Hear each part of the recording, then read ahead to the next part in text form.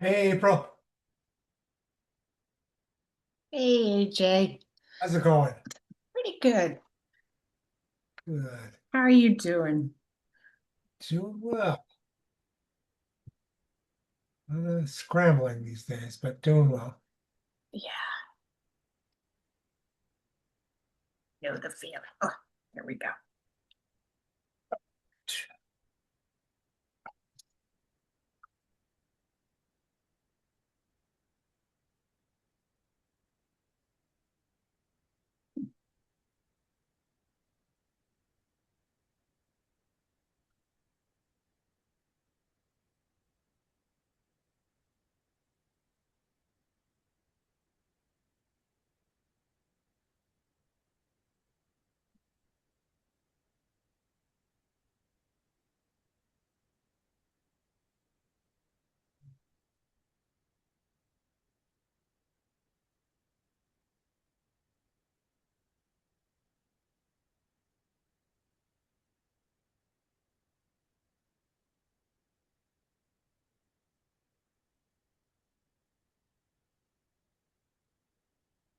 Oh, good evening.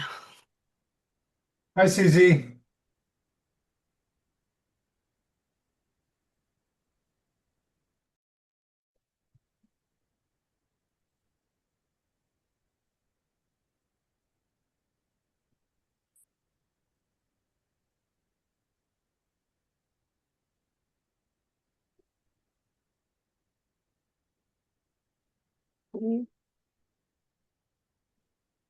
Hi Ryan. Hello, how are you? Good. Thanks for joining us. Yeah, of course.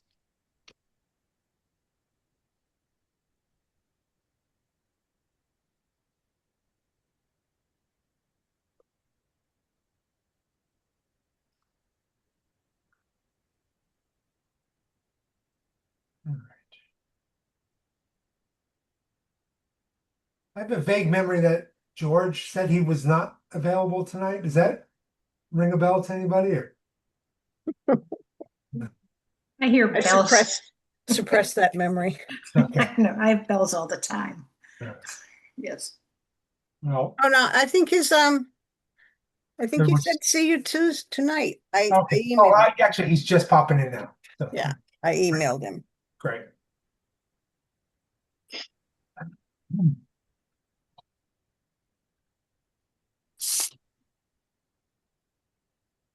Okay, I think we've got a full committee tonight. So I'm going to call the Finance Committee to order at 6:31. Just a quick review of the agenda. So we're gonna have a kind of brief discussion with Ryan um, about some sort of debt borrowing related topics. We're gonna um, review the budget, the draft budget, and then we're going to review a series of articles, which unfortunately I don't think are complete, but at least the ones that I was kind of aware of. Um, and we should actually take votes on those tonight. So those are the sort of main things. I'm sure we have a couple of other miscellaneous topics, but I think those are the main things we need to get done tonight. So I'm going to start with Ryan because Ryan, I know you don't have a ton of time, but I think there No, were you're sort fine. of a couple of things that we were interested in chatting with you about. Okay. Um, and those were one, um, kind of giving the rest of the committee a chance to just hear from your perspective a little bit about sort of ongoing discussions we've had about library borrowing and the sort of guidance that I shared with you earlier about seeing if it was possible to extend the terms on that to 15 years as a mechanism for lowering our annual uh, interest expense, and sort of covering the costs of the library over a kind of longer period of time. And I Mhm. think for the benefit of the full committee, I think there was some interest in just hearing directly from you about kind of your perspective, your recommendations about that. So that was one thing. And then I think we also wanted to sort of just, I think, I think we're sort of entering a period over the next few years where we have some very sort of, pretty significant big ticket capital items like the fire truck that I think is going to get potentially approved at this year's annual town meeting, but won't actually be, the purchase probably won't be completed until FY 28. I think we're going to have a pretty significant um, uh, uh, project at the parking lot for the elementary school. And there's an engineering study that hopefully will get done in FY 27, but that's going to lead to a big project that potentially has a pretty significant dollar amount on it. And then, we have a regional school debt schedule that has some pretty big jumps in terms of what we're going to be responsible for in future fiscal year. So I think there's just like a bunch of these sort of big items coming down the road, and I think there was some interest in kind of hearing at least your preliminary thoughts about like how some of these how we might approach these the borrowing for these things, and I guess would we be bundling items together, and what kinds of like Mhm. terms might be we maybe just kind of what early thoughts on what your strategy might be for that. So Okay. and then I think there was like a very specific question, which I think you clarified for me via email about an item on the FY 27 debt schedule, which had to do with this Clean Water Trust um, loan that we at one point in time we thought was actually going to be potentially forgiven, but then I think we got some pushback about eligibility for that. So anyway, might be helpful to just hear what your awareness about that is as well. So I guess we can take those in that order. Do you want to give a little bit of your thoughts on the library um borrow? Um, yeah, I just want to check something. I'll see. Okay, sure. That Clean Water Trust loan is one we've had for a while now. Yeah, That one on the debt schedule isn't a new one, so right. that's a permanent, long-term debt schedule that we'll have until it's paid off. There's no forgiveness option or anything on that one, so you'll see it for a few more years. I don't know exactly. I can get a copy of the original. It was before my time, but I can request a copy of the original debt schedule to see exactly when it falls off. I don't know off the top of my head Okay. when you'll be done with it, but I can reach out to the authority there and get a copy of it and let you know. Yeah, I mean, it'd be great to know, yeah, just kind of what remains on that, Debt what the schedule. balance is on that, and Okay. how long, yeah, what are the terms on it? How long will we be paying? Okay. Yeah. And then I also just wanted to make sure, I think I did double check this, but this is the principal payment on that. Um, I didn't see an interest, so I guess that's an interest-free kind of loan that they offered us. Is that what Yes. the terms of Yeah. it? We Okay. don't pay interest on that one. Okay. And I'm assuming that this is so built into the debt schedule total that we have in our budget for FY 27, right? This was included in, I guess, this figure here, this 391 845. Yes, it is. That's correct. Got it. Okay. Sorry, I think yeah, okay. All right. George, did you have a question about that? Yeah, but we have not put it in our budget yet. I think we did, right? If Because you can you pull up the budget? We can look at the debt service. yeah, all right.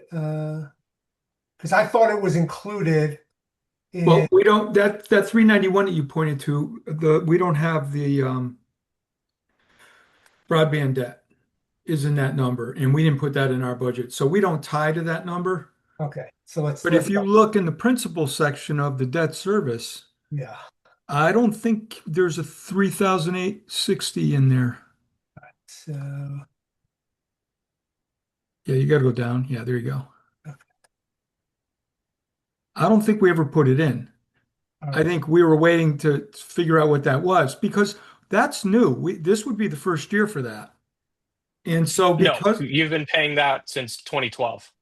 What is it then? where in the I- budget is it? Because it's never been in the budget.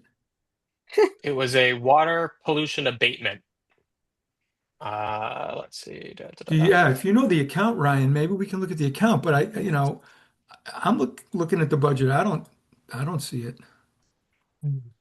Last year's number would have been 3854, if that helps us track it down. Well, I'll look. Yeah, let me look. 3854, 3854. I'm doing a search on that number. No, it's Snake Unless Eyes. Unless it's bundled in with something else, George, that's what I'm wondering. Right.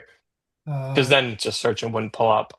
Well, that may be so, but if it is, we Un- didn't bundle it this year, I don't think, because if you take the total debt service, the principal number we have is 200, 122 on the budget, 200, 122, yep.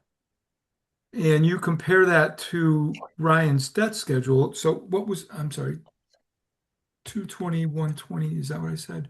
I'm going to do it right now. I'm going to try and Yeah, reconcile it. it's 220, 120, yep. 122. Yep. And so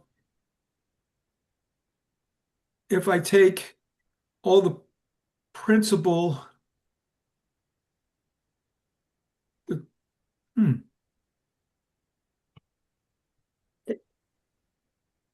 I'm looking at the expense report, the most recent one, and there's the principal.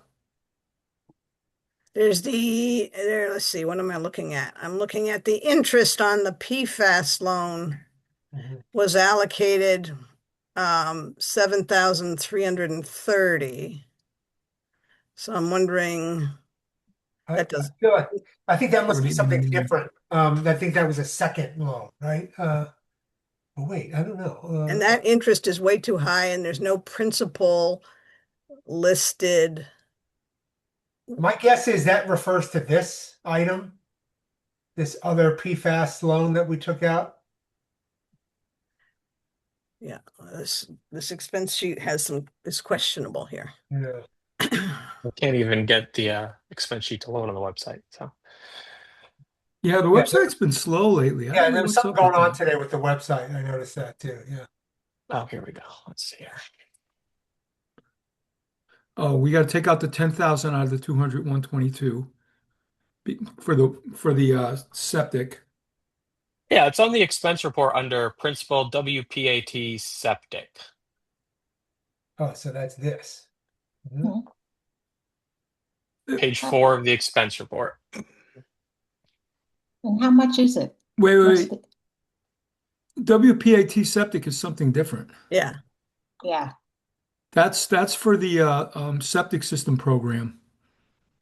it's a revolving fund, is it? mhm. Yes. Yeah. Also might be coming out of the wrong account then on this. Yeah, I just think it's not you, Ryan, it's us. We just never put it in the budget. But I don't know what he's talking about, something that came up in 2012. I don't get it. So I think we need a big picture of that. So this is the loan that the town of Shutesbury got in June of 2012 from the Massachusetts Clean Water Trust for water pollution abatement. We've paid a principal payment on it every year since FY 2013. Oh, so this is okay. So I think I had confused when I saw Clean Water Trust, I assumed it was one of those PFAS loans. So this has nothing to do with PFAS, I don't think. Correct. What water were we cleaning up? There has to be an incident that precipitated this. Is this related to the fire station? I honestly have no idea. I had just graduated Okay. from high school the year prior. I did not work here, and And definitely have no history on All I know is that we're almost done. FY32 will be your last But one that- on it. What was the original amount? It's not, Total principal you're paying over the term here, 76,797. All right, we got a real mystery here. yeah, where is it in your budget? I wonder who might have some. I think Thanks, tonight Doug. we're just gonna have to make a list of stuff that has to get figured out. Yeah. We can't do it on the fly. Right, And this one is gonna take some investigations. I have the town meetings. I can look at them. all right, And that's fine. I agree with that, Susie. I think we need to understand it, but I also think we need to put it in the budget. I yeah, mean, based on what we've just heard, we should create a line item and it should be in there. yeah. Unless somebody can tell us where it's been getting paid, if there's some other place it's been getting paid from. I'm Right. gonna pull up last year's budget and see if it was in last year's budget. Maybe the line just got dropped. I don't think so, right? Because did we have any lines? I mean, yeah, why would we have dropped it? That Yeah. I agree. I don't think so either, but Mhm. that's the only thing I mean, that's the only thing that makes sense. Yeah. Second here. Just want to check something. Uh-huh. 6146. 7329. Culvert is here. Okay. Yeah, it wasn't in last year's budget, at least not under principal and debt service. Unless it's included in the PFAS loan, which we know that's not true. And we're gonna have to cross-reference it to Gail's accounts that she expenses out of. Yeah, I think Ryan or maybe Gail, somebody's got to let us know what account were they using for that. And hopefully it's an account we've been budgeting. Uh-huh. Yeah, because Well, doesn't it have to is be? on my debt schedule for last year. So it should be. I don't know why it wouldn't have got budgeted. And again, it's not new, so that a line should exist for it. Yeah, that's odd. Yeah. Where did it Alright. come out of? Okay.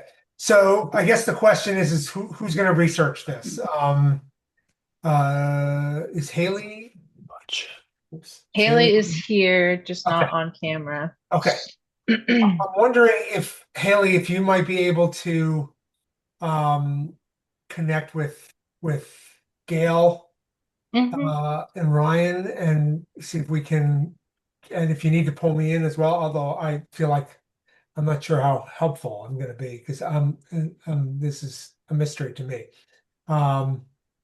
But if we can sort of, yeah, I think there's sort of two questions. One is, what have we been doing? Like, how has this been getting, Right. and from which account, and how has it been funded in the past? That's one question. And then the second question is, for FY27, is this something that needs to be budgeted for and added to our debt service section of our FY27 budget? Okay.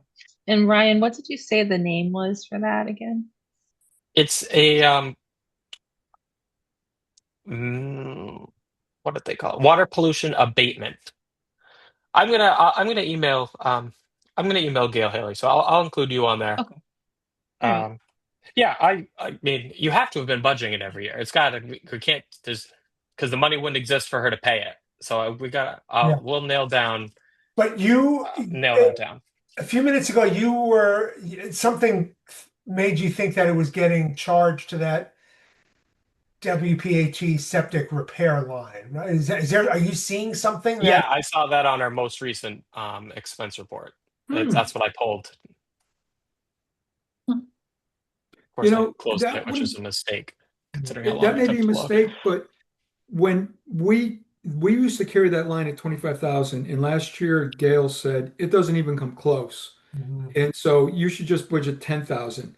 The reality is it probably doesn't even close to 10,000, so there was always room for it for this loan. Mm. Okay. Bet it's related to the fire station. There, I mean, there is a water abatement trust, like one that started in 2012. Does follow. kind of, I mean, makes sense. I mean, for it Yeah, to the be. timing and the name match Yeah. up really well with that. And Ryan, you said earlier it started what year? Was it 2012? 2000. Looks like FY 12, 2012 was when it was closed, so it would have been FY 2013 would have been your first payment. Got it. FY 13, yeah. And it's interest free. Yes, it's just principal payments. All right. I bet that's fire station. Okay.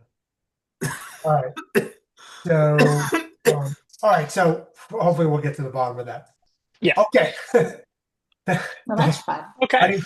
Wasn't anticipating that taking this long, but we'll get to the bottom of that. So, did you want to give a little bit of your perspective on the library borrowing? Yeah.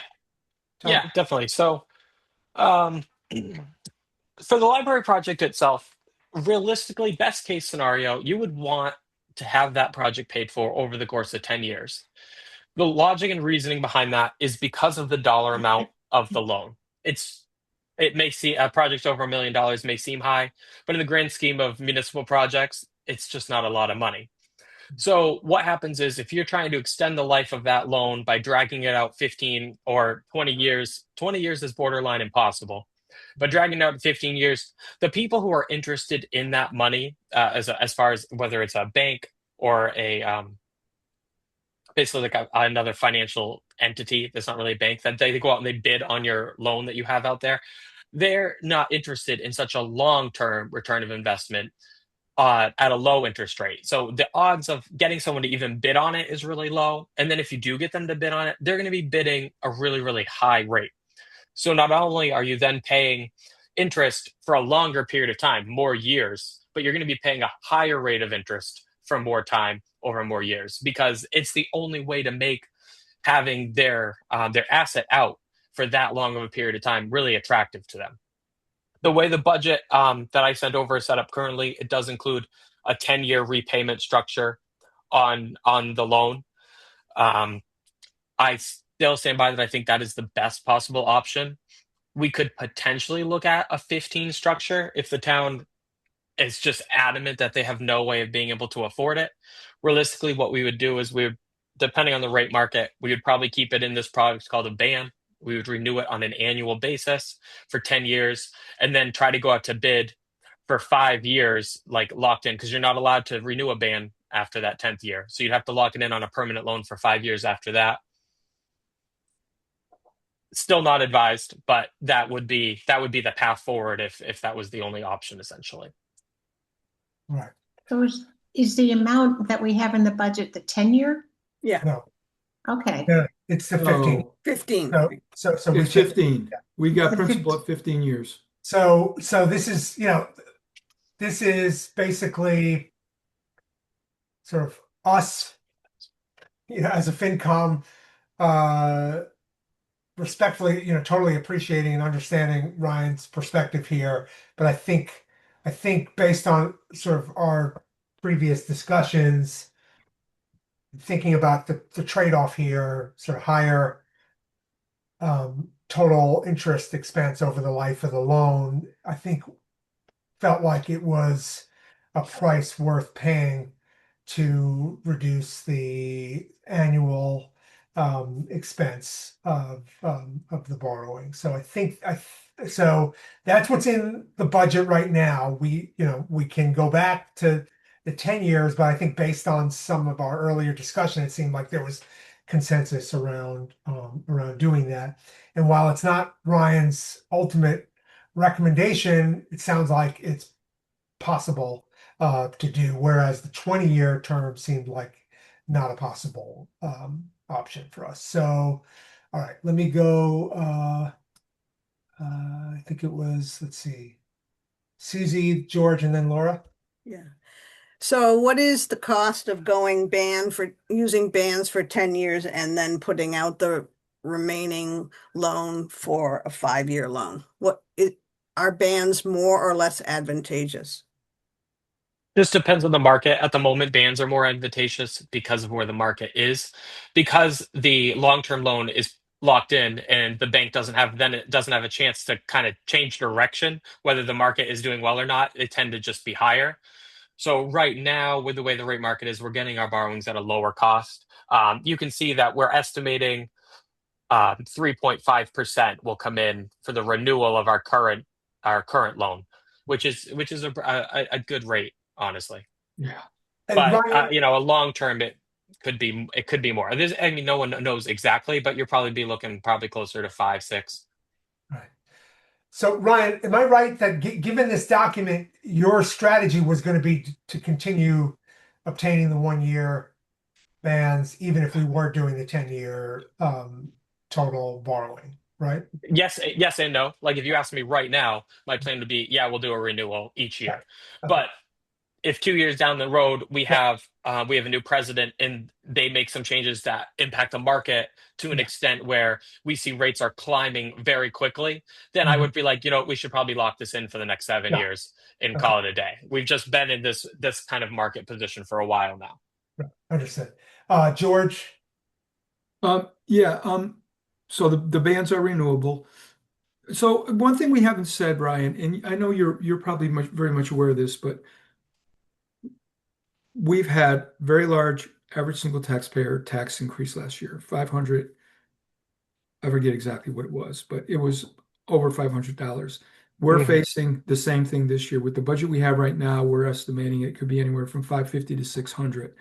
And we found out today that, some of the snow removal costs may end up in the recap if we can't finance it this year. And so that would push it even higher. So we're really struggling to maintain the operating budget for the towns and not overtax the taxpayers, to be redundant. But that's really what we're facing. So we're just looking Right. for any opportunity to save money. And we recognize that, it's important to keep your investors, your bondholders happy. And I can understand that this isn't attractive, but that's what's on top of all these conversations we want to have with you. And we just want you to be aware. Yeah. And think about, I know you're thinking in terms of our bond rating and how everybody's looking at it, but we got to think about not only running the town, but the taxpayers. Many were not happy last year, and I can't imagine it's going to be an easy year for them this year. So that's where we're coming from. Just I wanted to kind of get the Oh feeling. no, yeah, and I of course I appreciate that. As a taxpayer living in Massachusetts, my town is having very tough conversations as well. So and I value it and appreciate it. It's just also my responsibility to try to ensure we make the best possible decision, long term as well. And of course, costing a lot more long term isn't the wisest. Again, the 20 year, the real risk is just that you'd get a point where no one has an interest, and now you have a debt that no one bought, and you're in serious trouble. So you can eliminate ones that are just totally unrealistic off the table. Like I mentioned to AJ, is 15 ideal? No. If the town is facing a really challenging year this year and they genuinely anticipate maybe 2, 3 years from now they'll be in a better position, you could budget a principal payment this year at a 15-year pay down, but then maybe next year things are different and the year after that are different, and you can double that principal and get us back on track. And maybe the final year, like we can afford to make a greater principal payment and we can still have it paid in the 10 years. If this year you think might be an isolated incident, I don't think you're unwise to try to budget the principal for a longer term of 15. My concern with it is that unexpected things just continuously Yeah, pop up. So, my well pump yesterday, I had the shower on, all of a sudden the shower stopped working. Well, the well pump died. Just, no warning. There's thousands of dollars of unexpected expense there. And if I had, have all my other projects all stretched out right now, I'd be inundated with payments. So the fear of stretching it out even longer is that these other things always do pop up. And before you know it, you're like piling debt on top of debt on top of debt, and a big chunk of your budget is going just towards debt payments. So it's just important to keep a long-term, picture in mind when you mention like your fire truck parking lot at the school. Yep. I know there was an oil tank issue recently. Yeah. So you never know. right. And so I would just want to follow up. Yeah, and those debt service things are why we want to talk to you, because we need to figure that out. 2 points I just wanted clarification. So with a ban every year, we're going to be refinancing, if you will, at the current interest rate. So if interest rates go up, I just want to get this right for the minutes. And if they go down, great. But if they go up, that's the risk we're taking. by not locking into a 10-year note. And then the other thing I just heard you say, and I just want to be very clear, we can change the life of the loan midway because we're with bands. We won't have that option in 10 years when we go to 5, but in the 10 years prior, we can. Yeah, exactly. If you do a permanent financing, you have a fixed principal interest payment each year. In this case, with the ban, you have the flexibility in designing your budget, what you make for principal payment. You have every right. I wouldn't do it, but you have a right to just not make a principal payment. Year 1, year 2, year 3, year 4. If you want to wait till year 10 to pay all of your principal down, you can. Like there's no law telling you have to. So you have that. You have that absolutely correct. That's great. Thank you. Okay, Jim. Yeah, I guess I'm also concerned, as Ryan brings up, our concern about pushing a problem out. We have a problem today, and we're looking to push it out to 10 years or so from now. And that's a concern for me. I guess one thing I'd like to understand, Ryan, is the overall cost. What are we looking at, the 10-year versus 15-year? What's the overall cost difference we're looking at for the town? My concern is we're not going to see cost pressures easing up over the next few years. I just don't see any signs of that. I think if anything, we're going to continue to see surprises, and we as a finance committee are going to have to continue to find ways to address these surprises. And I'm concerned about making a decision now that just pushes a problem down 10 years from now. So again, Ryan, I guess I just like to understand the overall implications for these two options. Yeah, I would have to based on what you know right now today. It's some of these are somewhat a moving target, but based on what you know right now, and the approach you're taking with these bans. Yeah, I would have to actually take the time to do the math out to get a comparison. I think AJ he had a template too. I just don't know where it is, where he did a comparison as to the cost difference. And of course, you're estimating rates because realistically, you have no idea what a rate's going to look like. If you're doing bans for 10 years and then you go out 5 years, you're estimating what the rates will be 15 years from now, basically. That's a tough game to play. But like I said, AJ did do some quick math that I did agree with when he had sent it to me. But otherwise, I could recreate it myself. I would just have to actually take the time to do it. Yeah. I have. So actually, George did that. And I have it open. Do you have it open? No. Yeah, I do. Okay. So and Ryan, I think Ryan brought up an important point today. These numbers are not as conservative as they should be because I use the same interest rate on all the loans, but the difference between the extra interest paid over the 15 versus the 10 is about $103,000.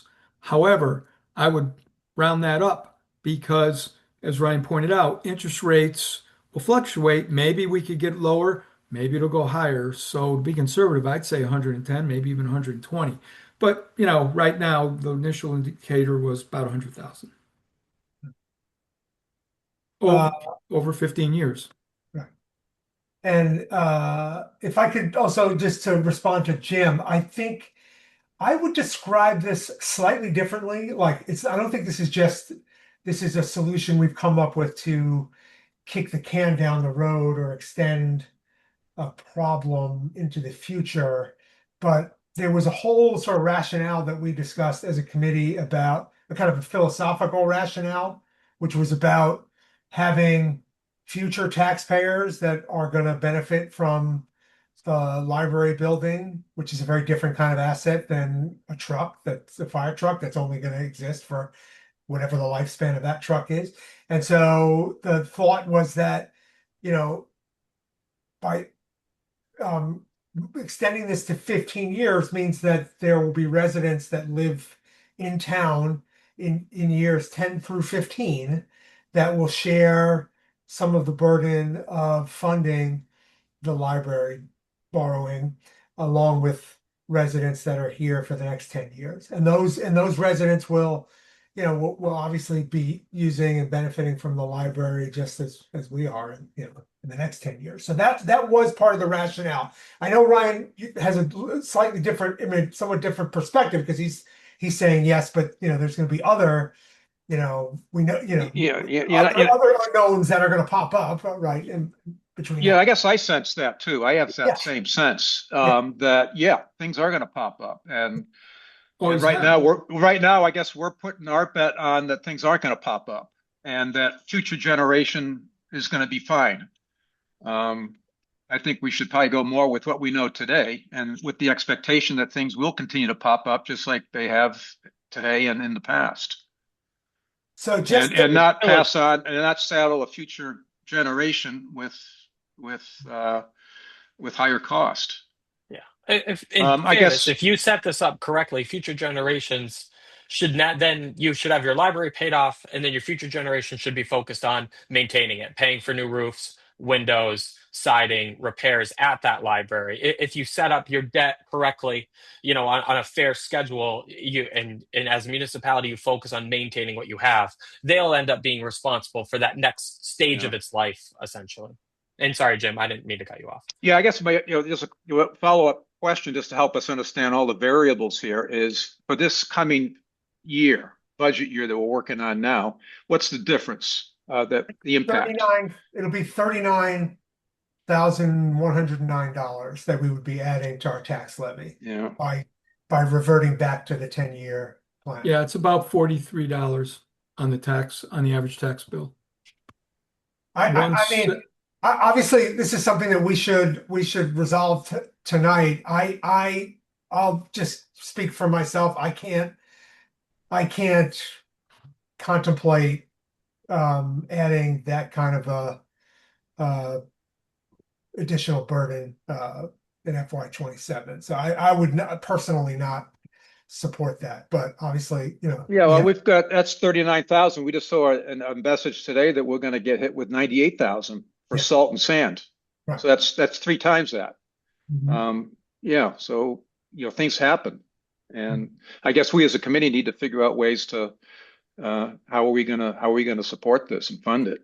Yeah. So one thing we have done on that specific issue is that we did, I think, with some urging on when we met with the highway superintendent, is we did sort of push him to increase his some of his expenses.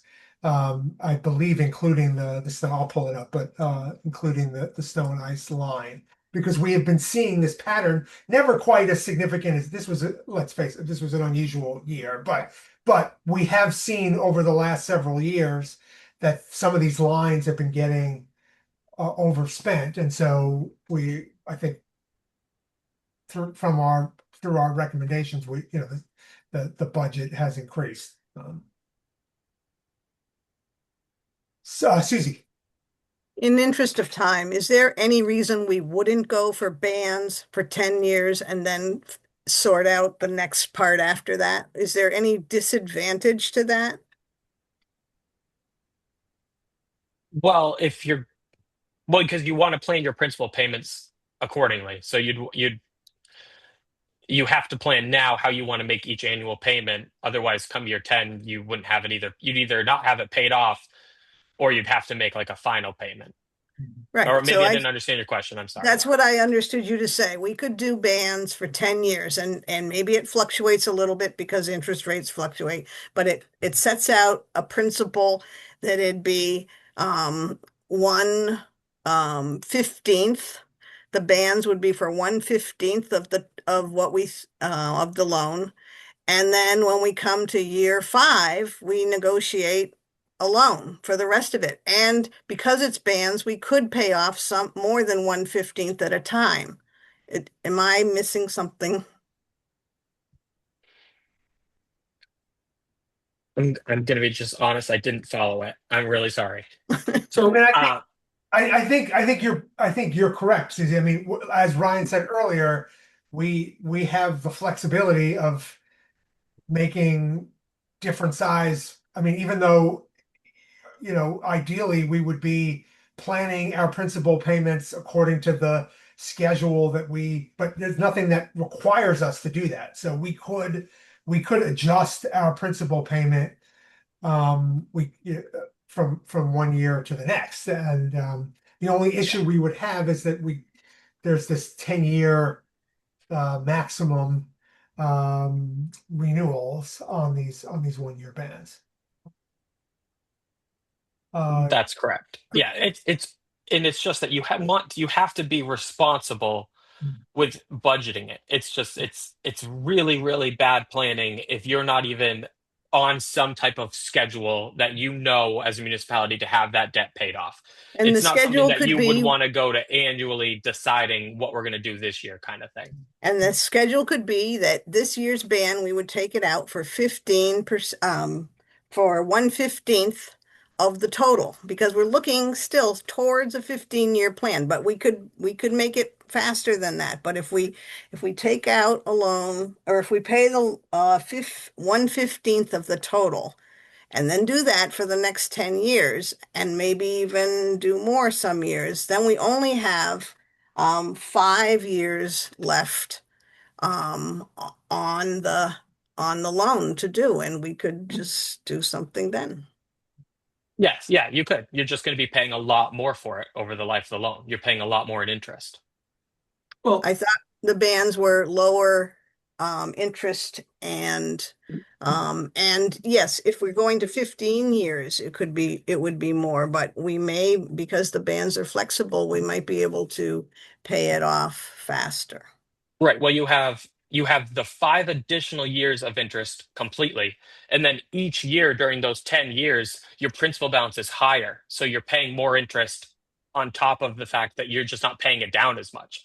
So instead of the next year you're renewing it for $120,000 less, you're renewing it for $60,000 less. So you just have a higher loan, higher interest cost every single year for the 10 years, and then you get 5 additional years of interest too on top of it. yeah, that's the $100,000 that we talked about over 15 years. George. Hold on one second. So it's about $6,800 a year. But on the other hand, well, it's not generational. It's only 5 years. We keep talking generation. When I think generation, it sounds like we're trying to put the burden on our kids, and that's not what we're trying to do. And a lot of us were paying for this library because we've been budgeting for it and putting money in the fund well before the library was built, and many of us were even contributing to the library. So for some of us, if we live here for another 15 years, we've been putting into the library for 25 years is what it's going to be.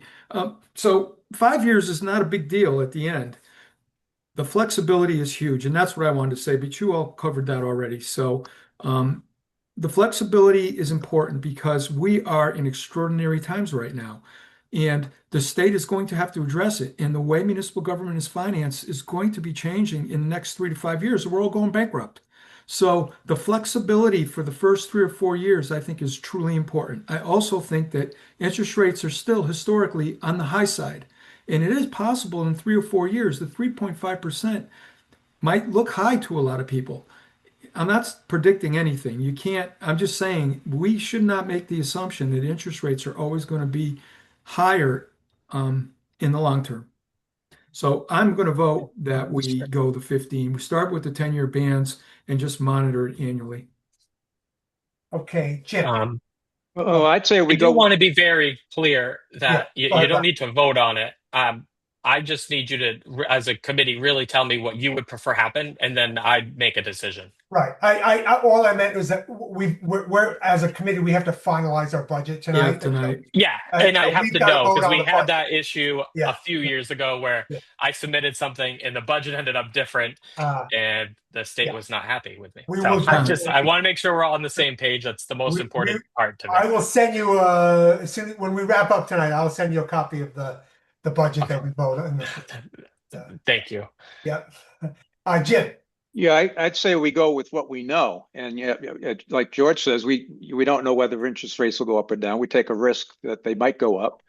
But what we do know today is we will have well over $100,000 saved to the town 10 years from now if we go with the 10-year. That's one thing we do know for sure. And in exchange for that, we're saddled with a challenge, a short-term this year challenge that we have to sort out as a finance committee. So I guess that's the way I see it. Well, 10 years from now, we save the town Just to be $100,000. just to be clear, Jim, it's not just a challenge for this year, right? I mean, we would be what we would be committing to is over the next 10 years paying an additional $39,000 in principal payment. Um, but- Yeah, and then for 5 years, there's no payments. Correct. Exactly. Yeah. So for the from years 11 through 15. Correct. Yeah. We'd also, we'd also though, I mean, we could do we could start with the, 1/10, I mean, this time, but we could, if we're doing the bands, we could still change it to do a longer term, I mean, next time around, I Yeah. mean, would be also an option. Right. The bands. Yeah, that's another option.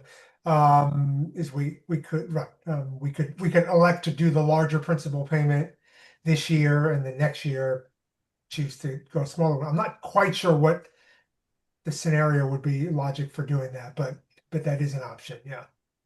I guess I thought Ryan made a comment about him making a decision. Ryan, what decision are you making?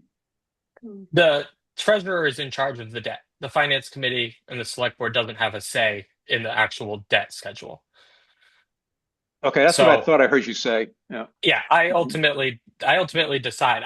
That's not never in my life exercised it in any weird way because I don't like that. I think the most important thing we could do is work together and collaborate Yeah. and make sure that we're on the same page and what makes sense, which is why when it was initially presented to me as like a philosophical mindset of we want the future to pay for it rather than, the future and the present rather than just the present, that I was like, that just doesn't make sense from a financial standpoint at all. I just don't agree with spending more money over long term. If, in a case where the town has experienced a couple of years now of serious jumps in the tax rate and the overall tax bill to the taxpayers, and there is a substantial concern about it happening again this year, especially with the new information regarding the snow and ice, I understand looking at this year's principal payment using a 15-year assumption and revisiting that next year and seeing where we're at. I just think it's important to remember and kind of live in the mindset that I don't see costs. Like, I don't think next year your health insurance is going to be less. I think it's going to be another huge hit, and I think it's going to be a really tough conversation.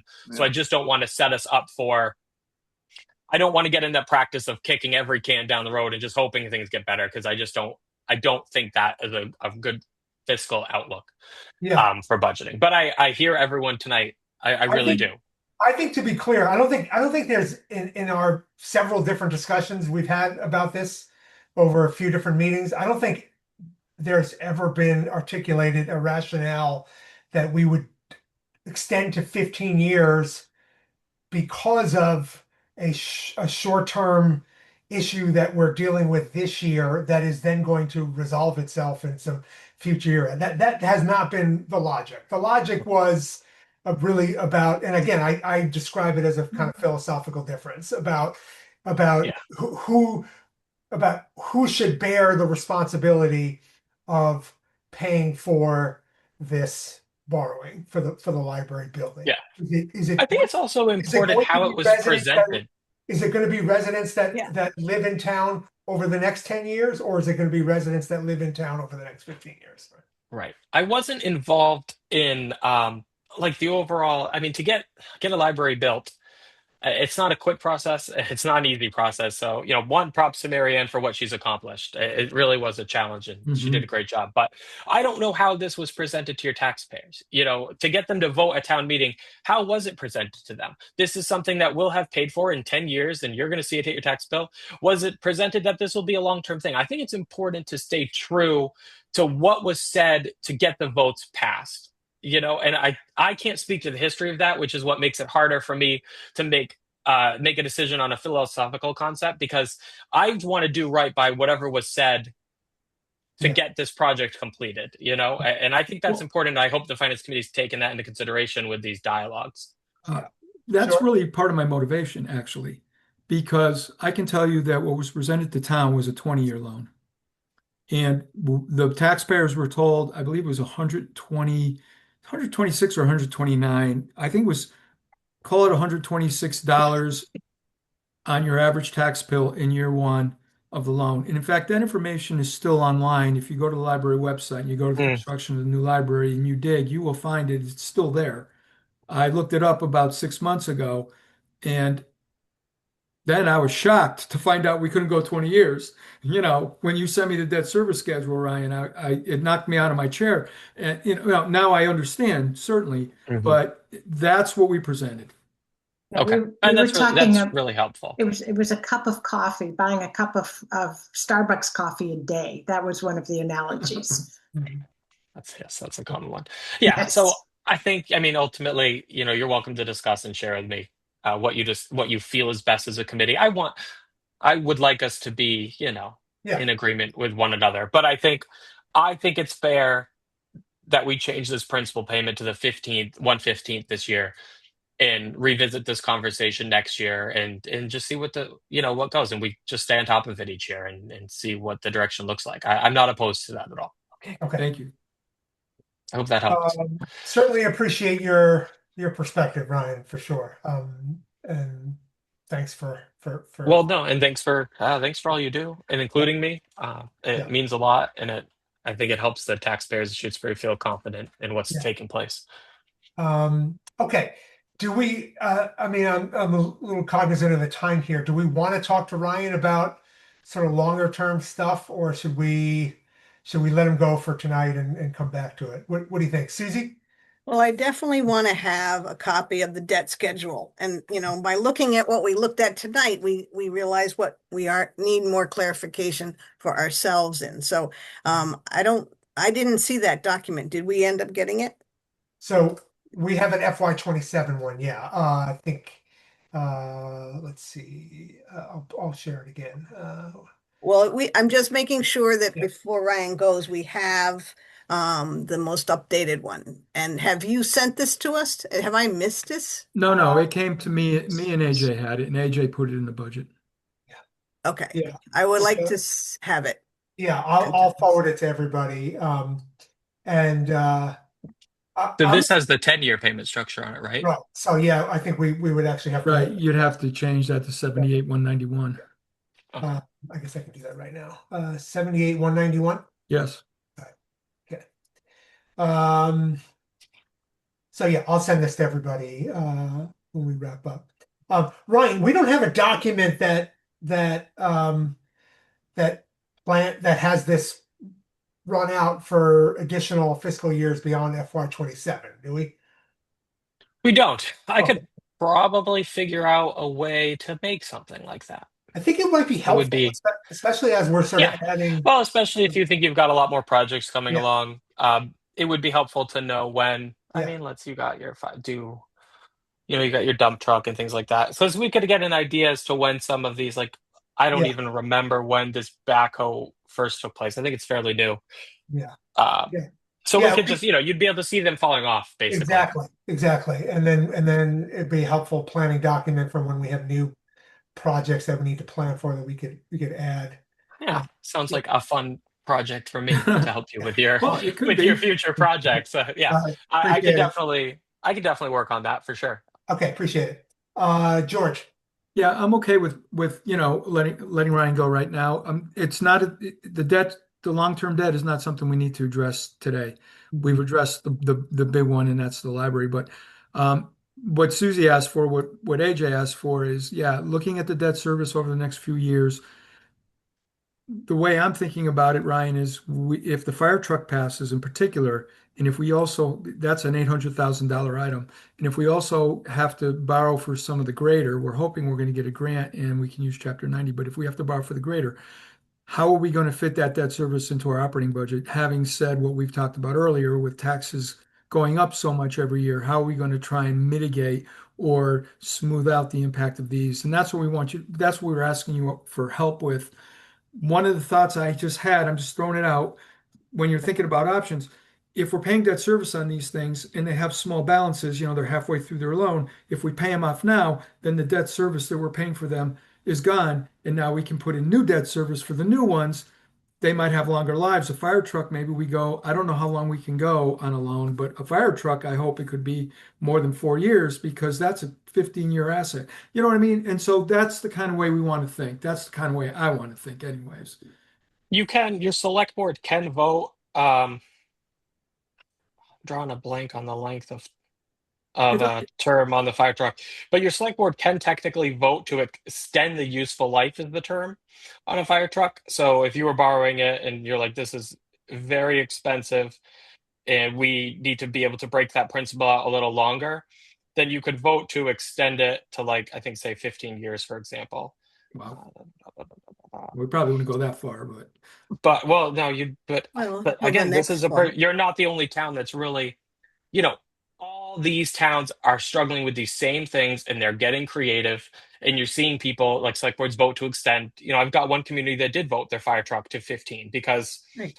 That's when the next one comes. taxpayers can't handle that hit. But yeah. it is a risk. They're really not meant to last that long. So ultimately, the best thing you could do is think, and this is my opinion, the best thing you can do is when you're thinking of these capital projects is you're like, think of 10 years. Like, that's the most you really want to be chunking out these principal payments.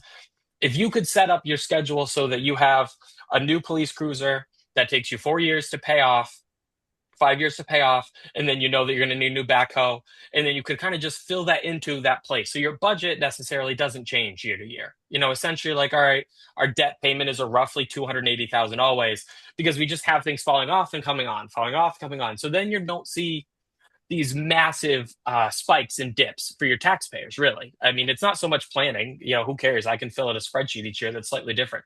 But for your taxpayers to have the bills even go up and down, you're like, oh, it's great that it went down, but it's just so hard to budget your life that way. So realistically, you would try to plan this fire truck around your backhoe, your dump truck, when you need a next new cruiser, etc. Susie?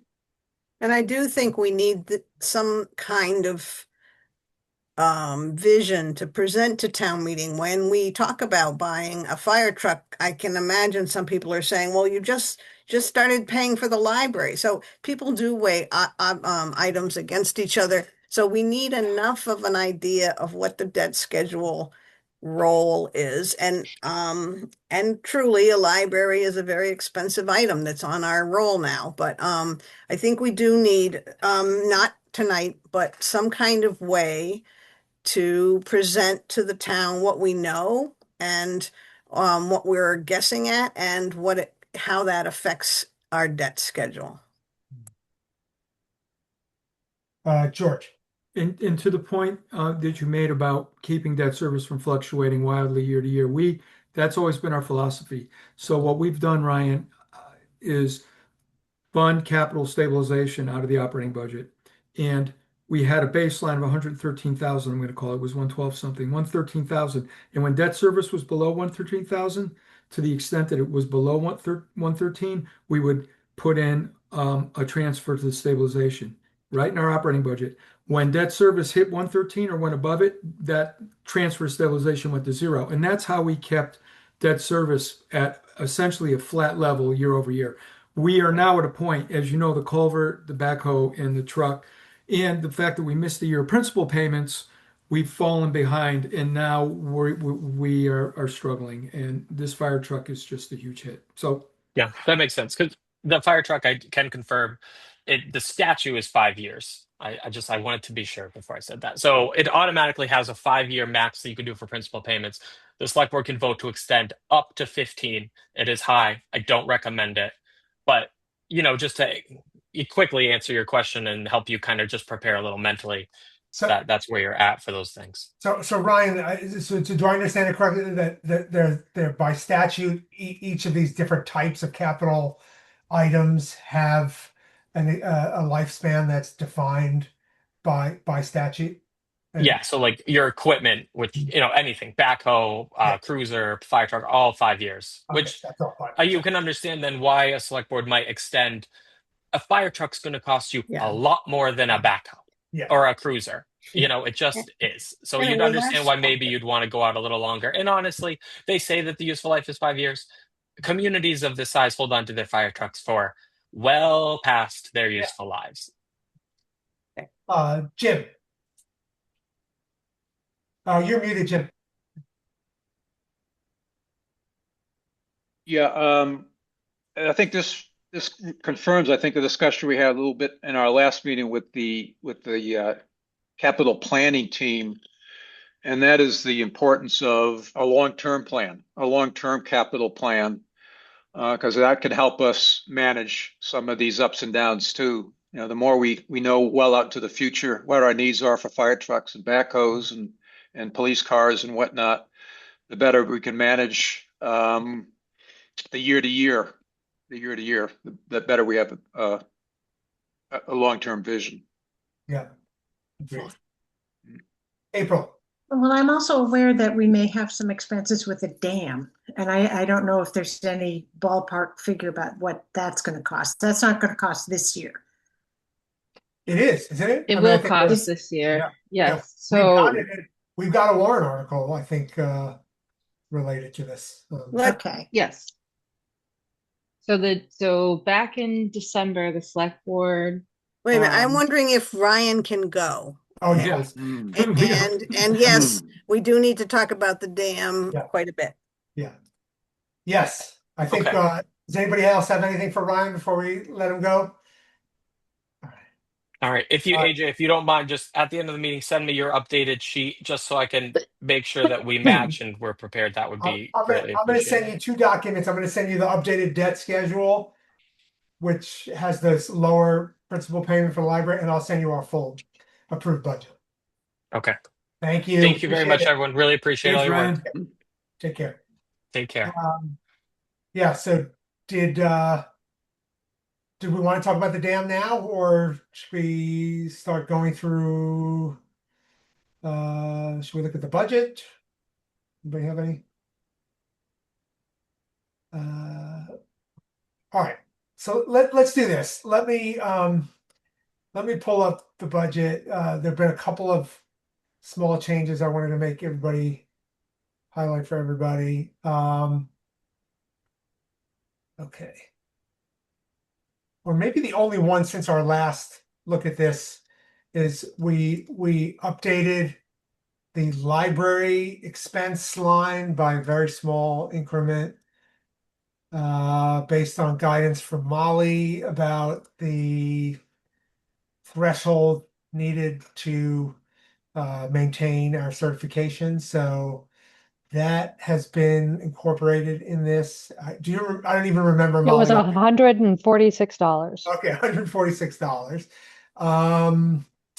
And I think that might be the only item that's changed because I think we already talked about the elementary transportation change.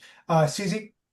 I got the email from Haley about FERCog, and I think that the confusion is FERCog has 2 lines in our budget that I know of. One is number 226, and the other is the building inspector. Because our building inspector services come from FERCog, and what this line 226 equals is everything, whereas Nice. the building inspector is supposed to be parceled out of that number. That explains why they had such a huge increase. Yeah. There was no other way. Yeah, because even on Haley's email, the 2026 number didn't match what I was seeing in the Right. the And budget. I feel like I looked at the numbers. I think it would be good for Haley to go over them really carefully on the FERCog sheet, because the sheet they sent doesn't it includes last year's total, Mhm. and it includes this year's numbers for FY27. But I did a lot of arithmetic, and I feel it just needs to be very carefully done. So for one thing, there was an increase in the building inspector of 2% because she was guessing, but we can use the sheet they gave us to give an accurate number for the building inspector, and the residual amount is what goes in line 226. Do you happen to have that document open? I can pull it up, but if you have it handy. Yeah, I I have should it. have emailed it to everyone. Yeah, you did.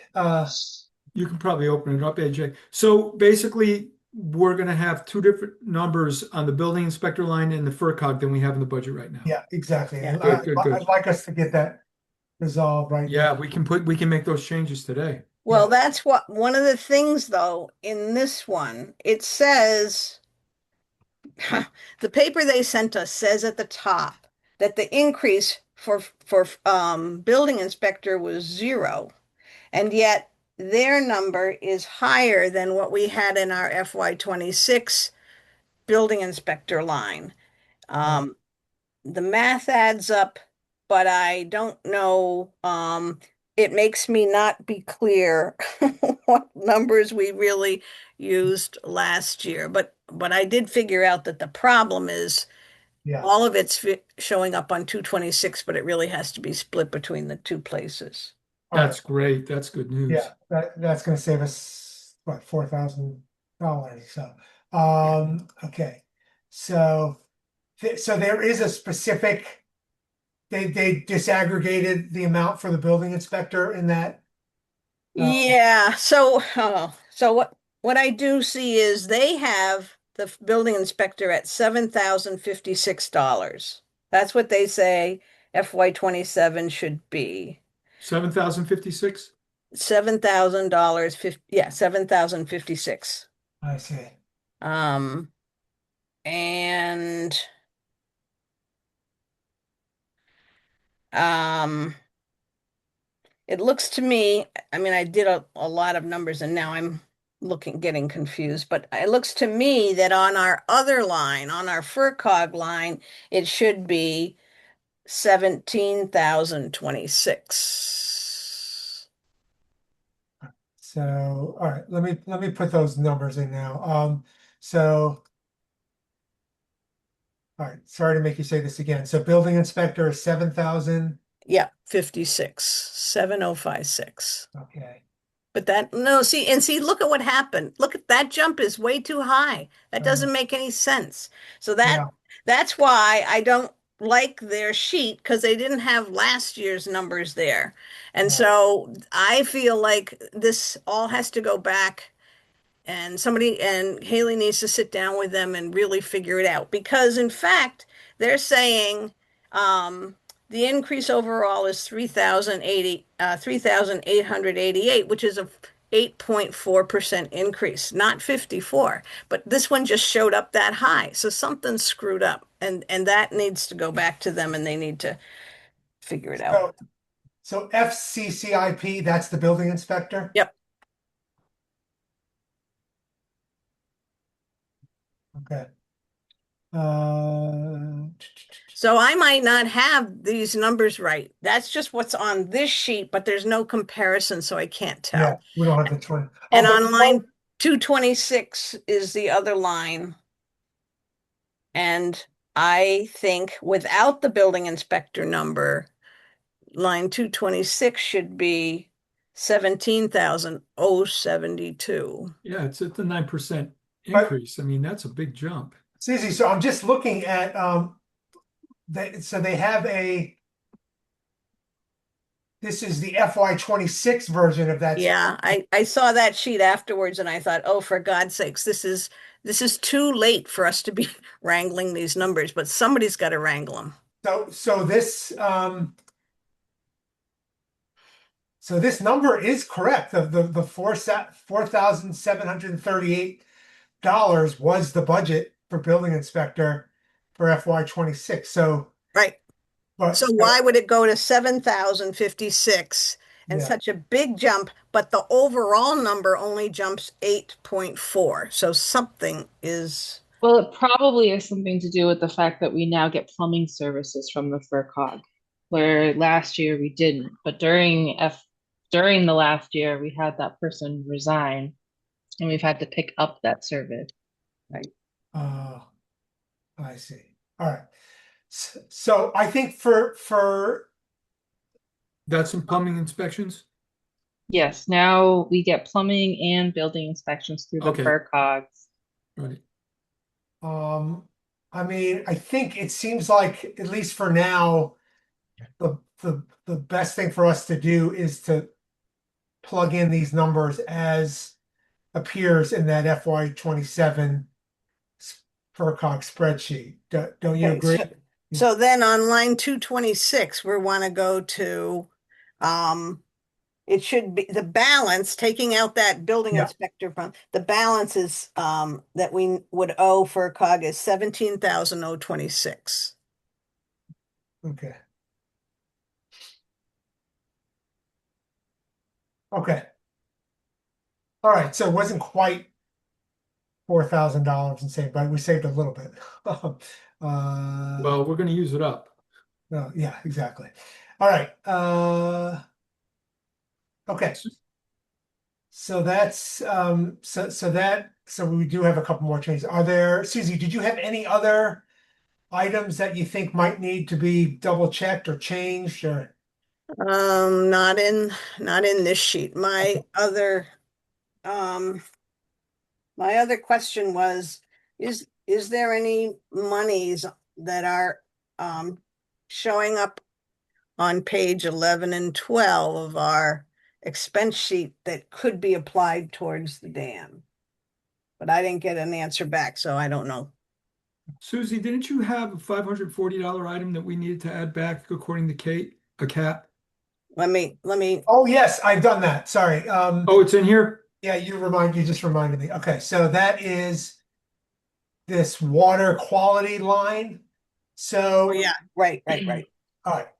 So water quality for 540. I just want to put that in the minutes. Yeah, so that was $4,000, which is what the library testing and reporting is. So, but we had not budgeted for anything else on this line other than the $4,000 needed for the library. Catherine Hilton was quite upset to see that there was nothing else in here. So, and you put it on line 78? I put it on line 172, water quality. Is that not the right place? Line 78, will you bring that one up? Yeah. So that's water resources. That is the committee, and that is their line, and that's where it should be. We thought that committee was inactive, and it was not. Okay, got it. But can we change that? Because she said that had to do with like LWAC.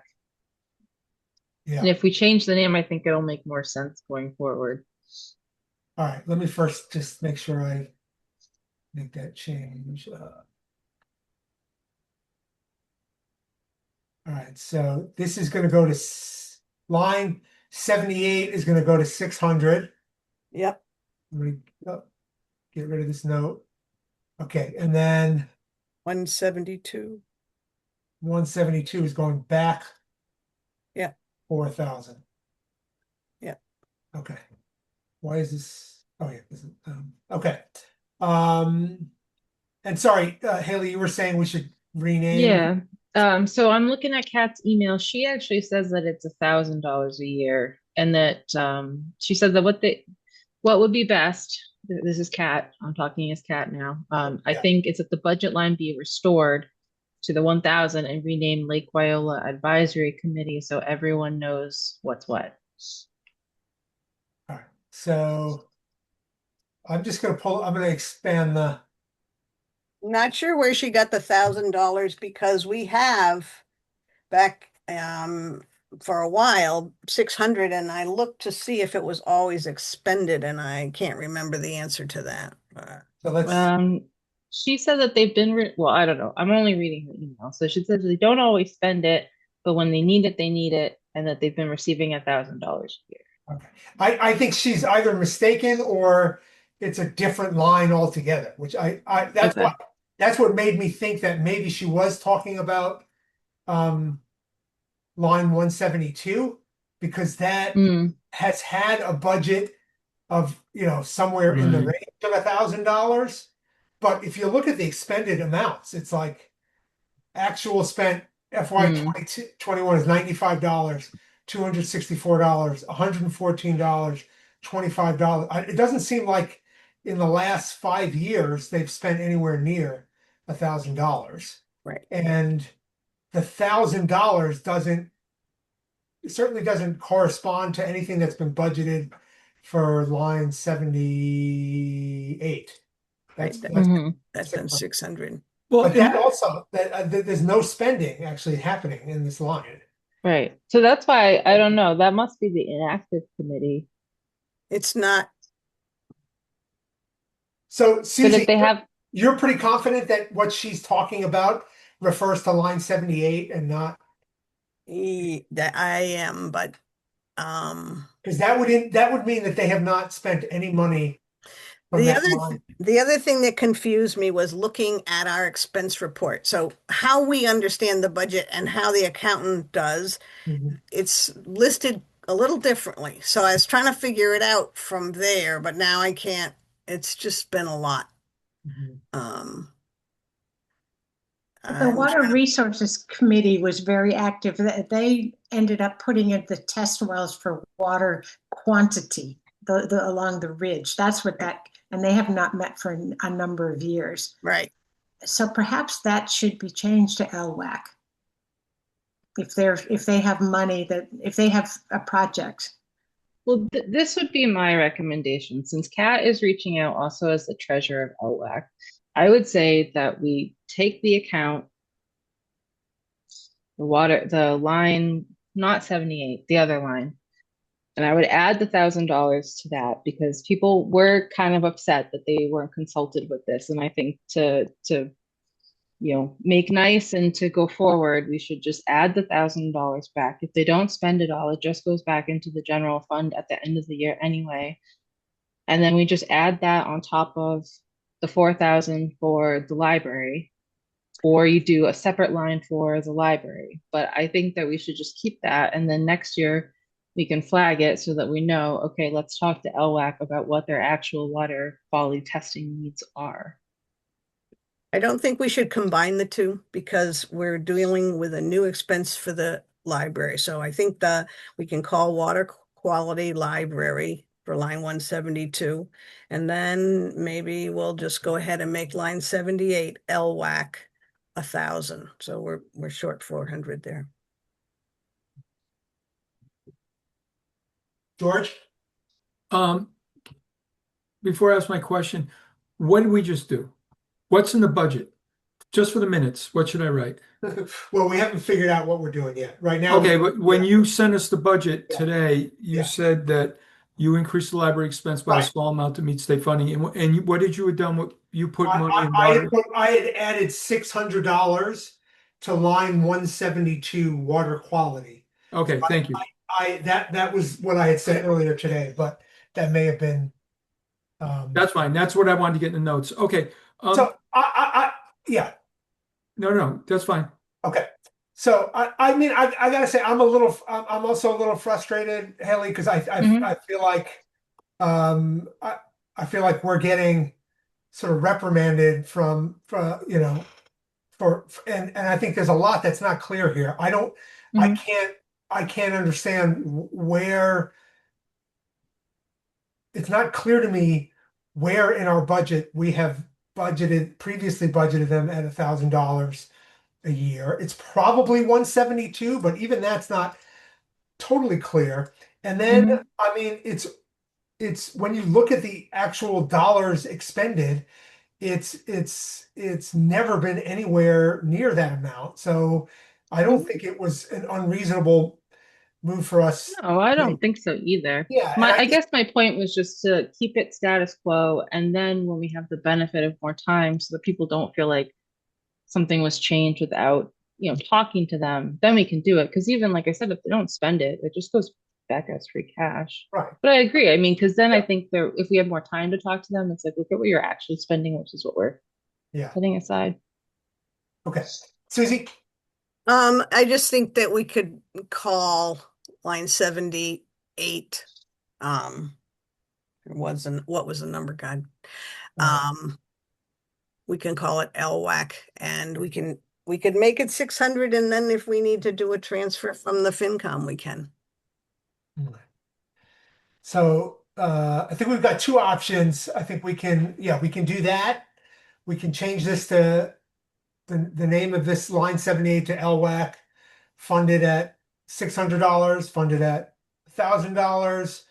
Well, I guess or we can add $1,000 to line 172. The only thing, Susie, is if that's where they've been, if if that's how we've been budgeting them, is from line 172 in the past, which again is not 100% clear to me, but maybe, then I think we should probably at least for this year, we should probably continue to do that. So, and then get this resolved and, potentially add a line or so. That would be my inclination. George? We need to add the debt service for 3,860 to this budget, right? Well, I think you mean for the Clean Water Trust? Yes. I think we want to do some more research on that because I don't think we know Right. for sure what's going Okay. on with that. Yeah. All right. Um, So are we finalizing our budget tonight? We're yeah, trying to. that's what we're hoping to do. Yeah. Well, we got to get an answer to that question then, right? Yeah. I mean, I think reality is that we can finalize, vote tonight, and if it turns out we've got to add something, we can do that given the time frame. We could even do it before we meet with the select. Okay. Yeah. Okay. So I think what I'm going to suggest is that I think we can change line 172 to $5,000. Okay. Somebody's got to keep in their memory that is two different Yeah. groups. Okay. And we don't have a good memory, I'll tell you. No, we don't. No, could that be added some way? Yeah, can we add a note? Yeah. Includes water testing and reporting for library and LWAC.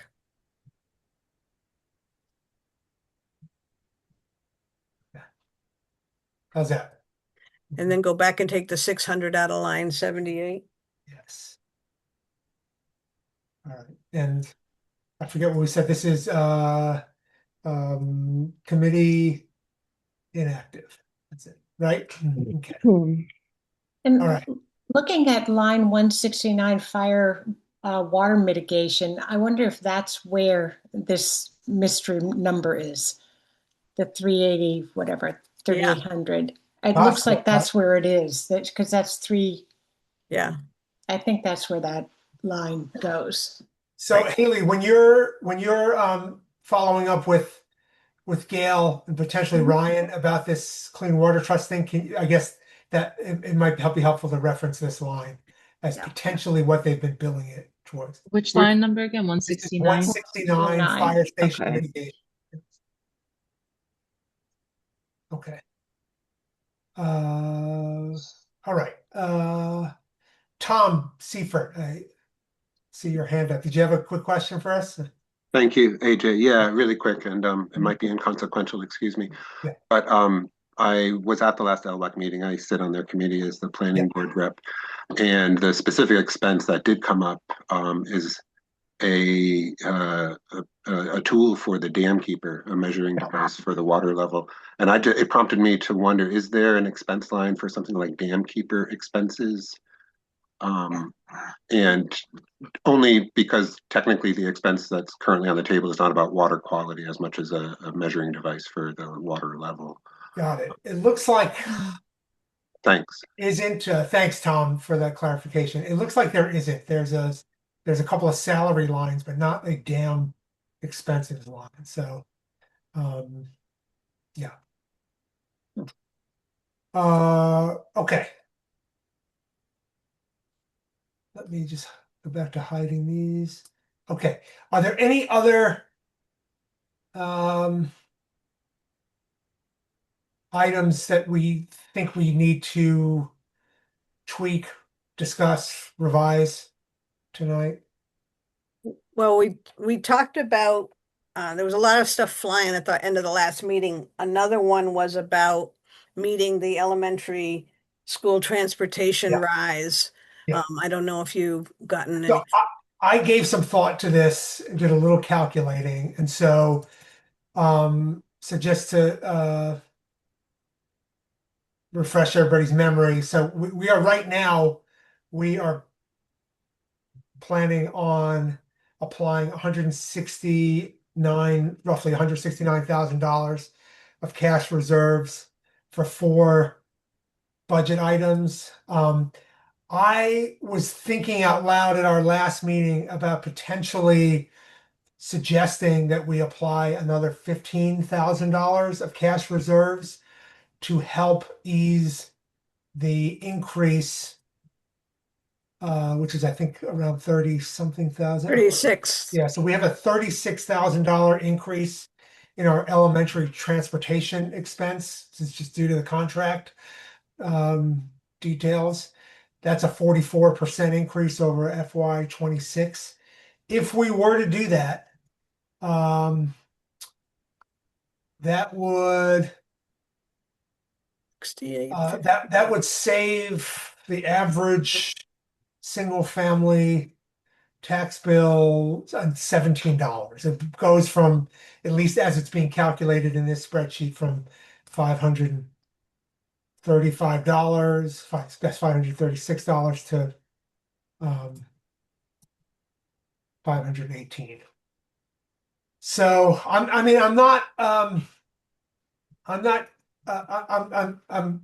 somewhat ambivalent about it, but I would be open to doing that. Just for essentially the same reason what we did with health insurance last year, to help kind of ease in the transition of what is a pretty sharp increase. Susie? And this is specifically part of the rural aid argument. We are a small town. We just had a hit on our transportation for our school, and it's a big hit. And so I think it would be good to try to ease it in, and to continue to point out these kind of numbers to our legislators. Any other thoughts about doing that? Does anybody have Okay with it. objection or strong feeling about it? I think it's a good idea. It bring us to 183 in cash reserves, right? Spending. All right, so I don't hear any objections. So elementary transportation.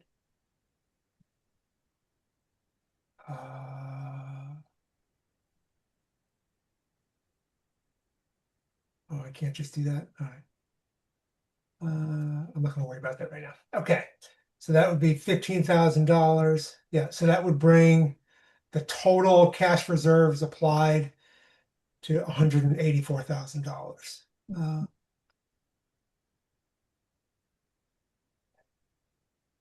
All right.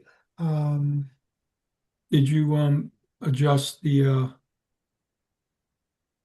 So I think I've got excess levy capacity? yeah. So I think I've got to do a few adjustments now, right? Because we've done a bunch of things. Yeah, 19,433. So I think the quickest way for me to do this is to where to go? Excess levy capacity here. Just zero that out, then I get the number. So it's 104,007.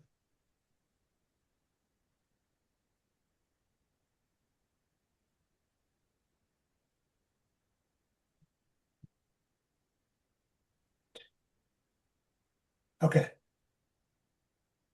George, Drum roll, please. what's that? Drum roll, please. Yeah.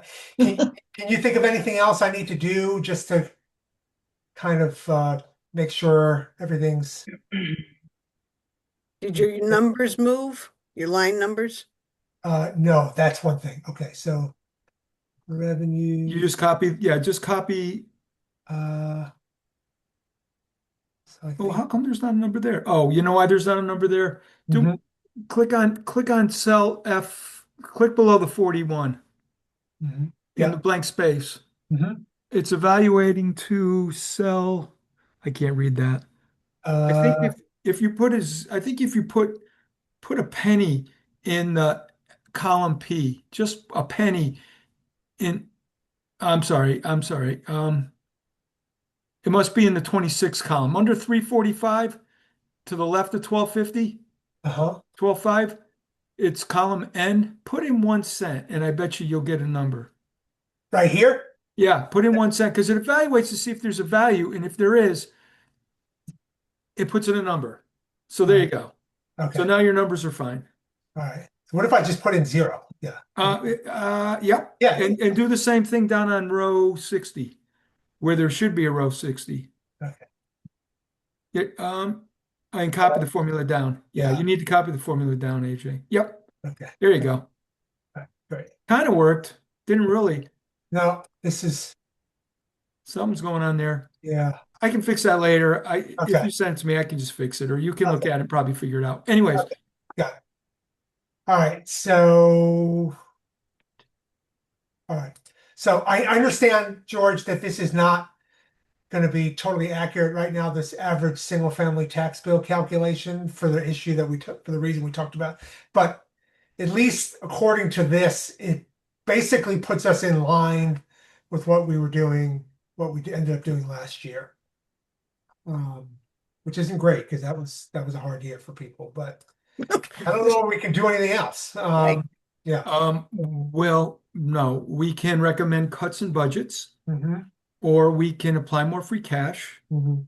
and that's about it. I mean, we do also have to think about how are we going to keep the snow expense from hitting next year's recap, because if the snow expense is not covered this year, right? She said the final thing they'd have to do, to the extent we don't cover it, is they're going to put it in the tax rate, which means excess levy capacity is what Right. they would have to use. And so that also has potential at $98,000. It has potential to add 100 something, just over $100 to the average tax bill. All right. So can I speak to this? So I was thinking about this, and I do think that, tell me if you all agree, that this year it's fair to call this an extraordinary year in terms of the snow and ice removal expenses that we've had to incur. That this has not been a typical year, right? We have overspent that line several times in recent years, but never to the degree that we have this year. I don't think it's going to be I don't think there's any reason to think that it's going to be as significant next year as it was this year. So I would be in favor of a warrant article that applied. Well, can we do that actually? Is that even technically possible? Can we have a warrant article that applied cash reserves to cover some of the deficit for FY26? Is that something we can do at town meeting?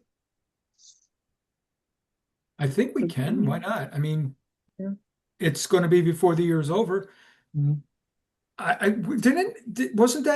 Wasn't the options in that email you forwarded to us? Yeah, because there was some. I think she Right. said we could.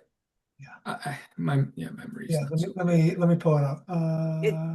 Yeah, it says you may want to discuss covering some or all of the snow and ice deficit with free cash at the annual town meeting. Okay, yeah, And I think we have evidence. We can look at some of the past years where there was a balance that was covered. And the other piece she's saying is that, like we do in May, I think, or maybe, yeah, I think it's in May, is do line to line transfers. Right. Of course, town meetings on May 9th. So we won't really know what monies will be left over to be able to move. But she suggested there'll be at least payroll, town clerk, health and town assessor lines, and also I would say the police chief. So there are some monies that can be moved. It means we'll end up with less free cash, but and we have $52,000 of FinCom reserves also, right? That could be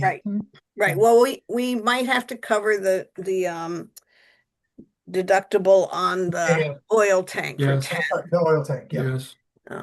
So that's $10,000. So we may have. Do we think we could safely assume that we'll have $35,000 to $40,000 of FinCom reserves available to cover part of this snow and ice deficit? Probably. So what's confusing to me is the sequence. So we have town meeting show up on May 9th.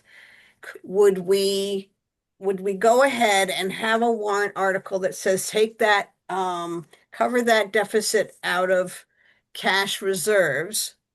And then if the cash reserves, then at the end of the year, cash reserves wouldn't be needed for that, and they wouldn't hit the tax recap. They would have been dealt with, and then we get whatever free cash back we do at the end of the whole That's, thing. you know, that, if I may, to Yeah, please, Susie's George. question, can we write a warrant article with a limit of transfer free cash at the end of the year to cover the unspent amount of snow removal for no more than 98.5, and then whatever it ends up being at the end of the year after we transfer everything we can, that amount comes out of free cash. In other words, you know, if your assumption of 35 is right and we got other lines, we might be able to cover a good chunk of it. But this way, Yeah, that gives us flexibility. Yeah, we don't have to actually know what the precise dollar amount is. Yeah.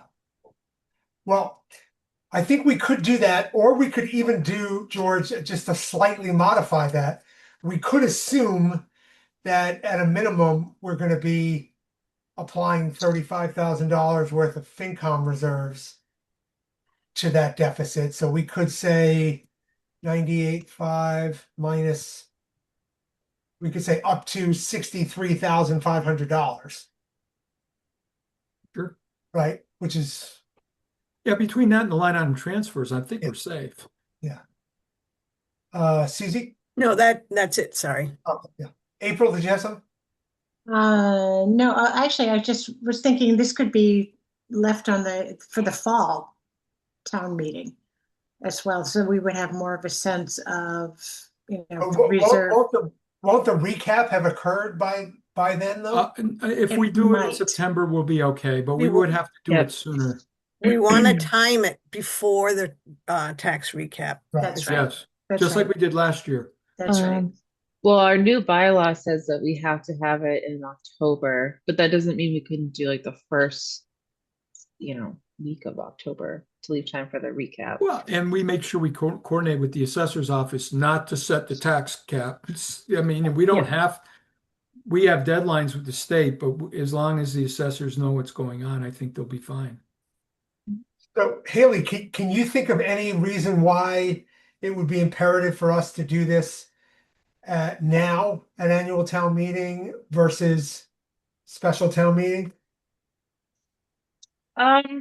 I would probably have to think about that a little bit Okay. more. Off the top of my head, I mean, spacing, right? If you want to try to paint a really good picture for the voter about, what our circumstances are, maybe you favor waiting because we know we're going to have a lot to cover already at annual town meeting. But George, I think if I heard your question right, we could definitely add language that says, not to exceed a certain dollar amount or, however we want to cap certain transfers. And we could word it to say, pay the remaining balance, Yeah. not to Yeah. exceed. Okay, that's Yeah. good. I think my instinct is to say that there maybe, however small a possibility it is, and it may not be small, it's possible that we will be able to cover this through a combination of line-to-line transfers and FinCom reserves. So if it's not necessary for us to spend time on this at annual town meeting, Right. Versus special town meeting, then I would say, why would we choose to do that voluntarily? Yeah. I think we need to just have Haley run it by the accountant too. Okay. Yeah. Haley, is that something you could, Yeah. when you talk? I can ask Gail. Okay, great. All right. So then that's one less thing for us to sort out tonight. Okay, anything else on the budget. Yeah. Can't we apply a little more cash? So I guess the question is, what line item would we be applying it to?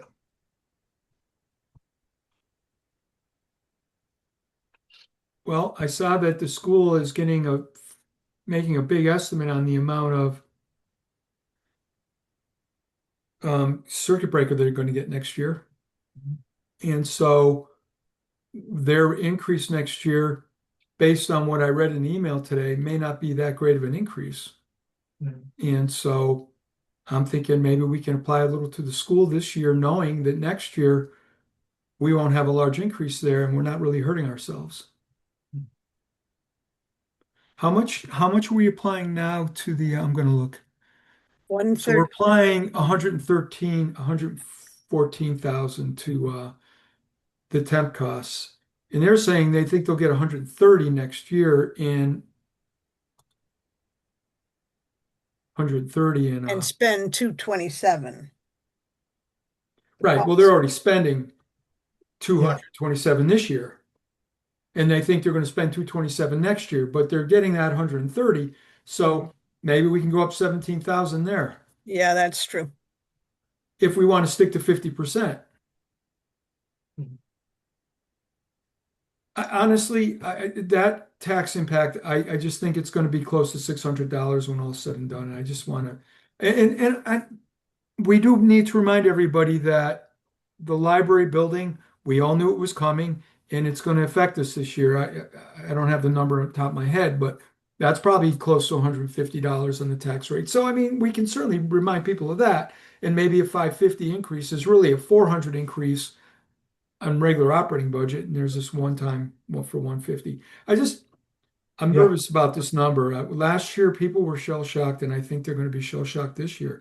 And I'm not going to be at annual town meeting this year, so I'm just telling you right now.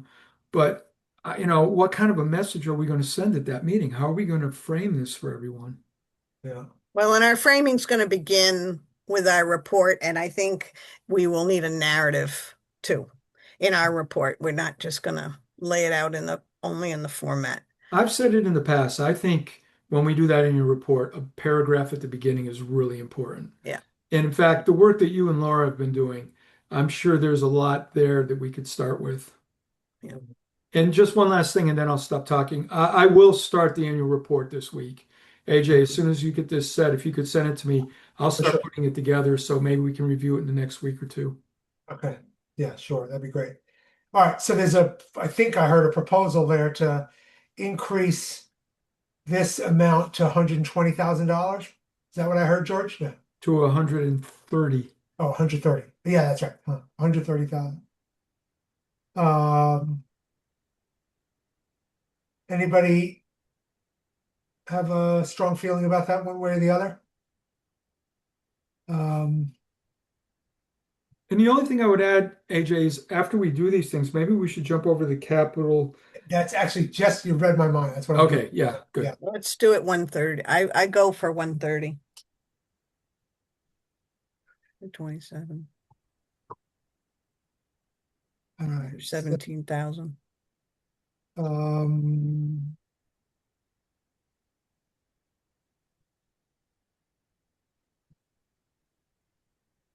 Okay. So this is what our cash reserves look like if we do this. You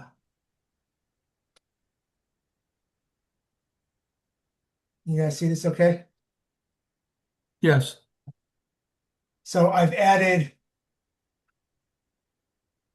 this $15,000 for school transportation Yeah.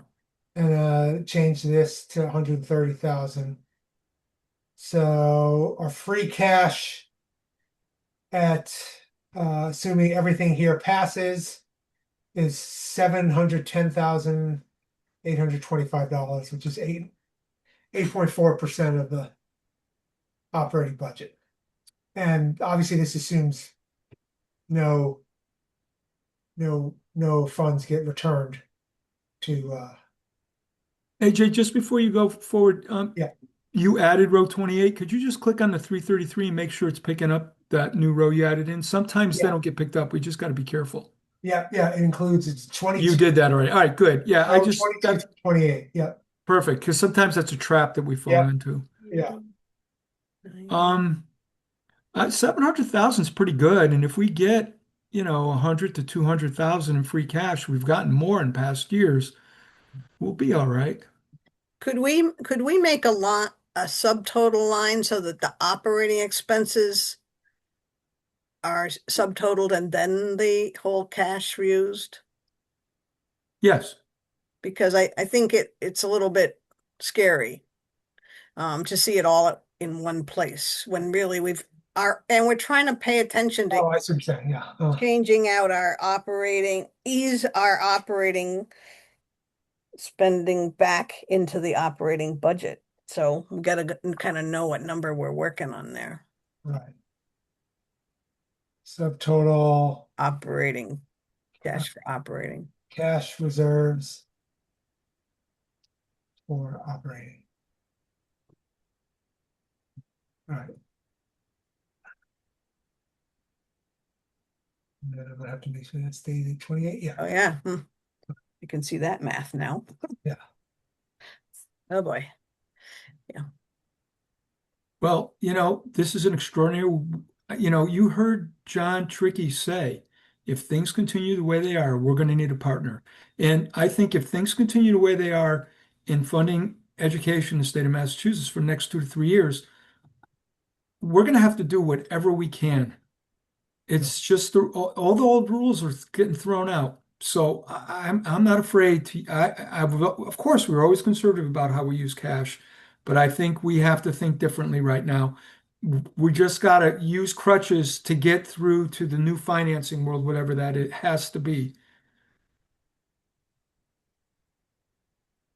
And I think that people will feel 8.4% cash reserves in our free cash is respectable.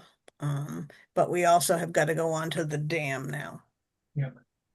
Well, one thing I want to talk about when we have the schedule open, we don't have to talk about it right now, AJ, but I did want to revisit the dam repair. Well, we're talking about dam. Okay, never Yeah. mind. Because I'm not sure capital stabilization is the way to go, but let's just move on. Okay. Well, all right, so I think I didn't hear any objections, so I've made the change to boost our uh cash reserves applied to the school budget to 130,000. So And the 15 for school transportation. 15,000 for school transportation. Yep. So do you want to talk about dam repair?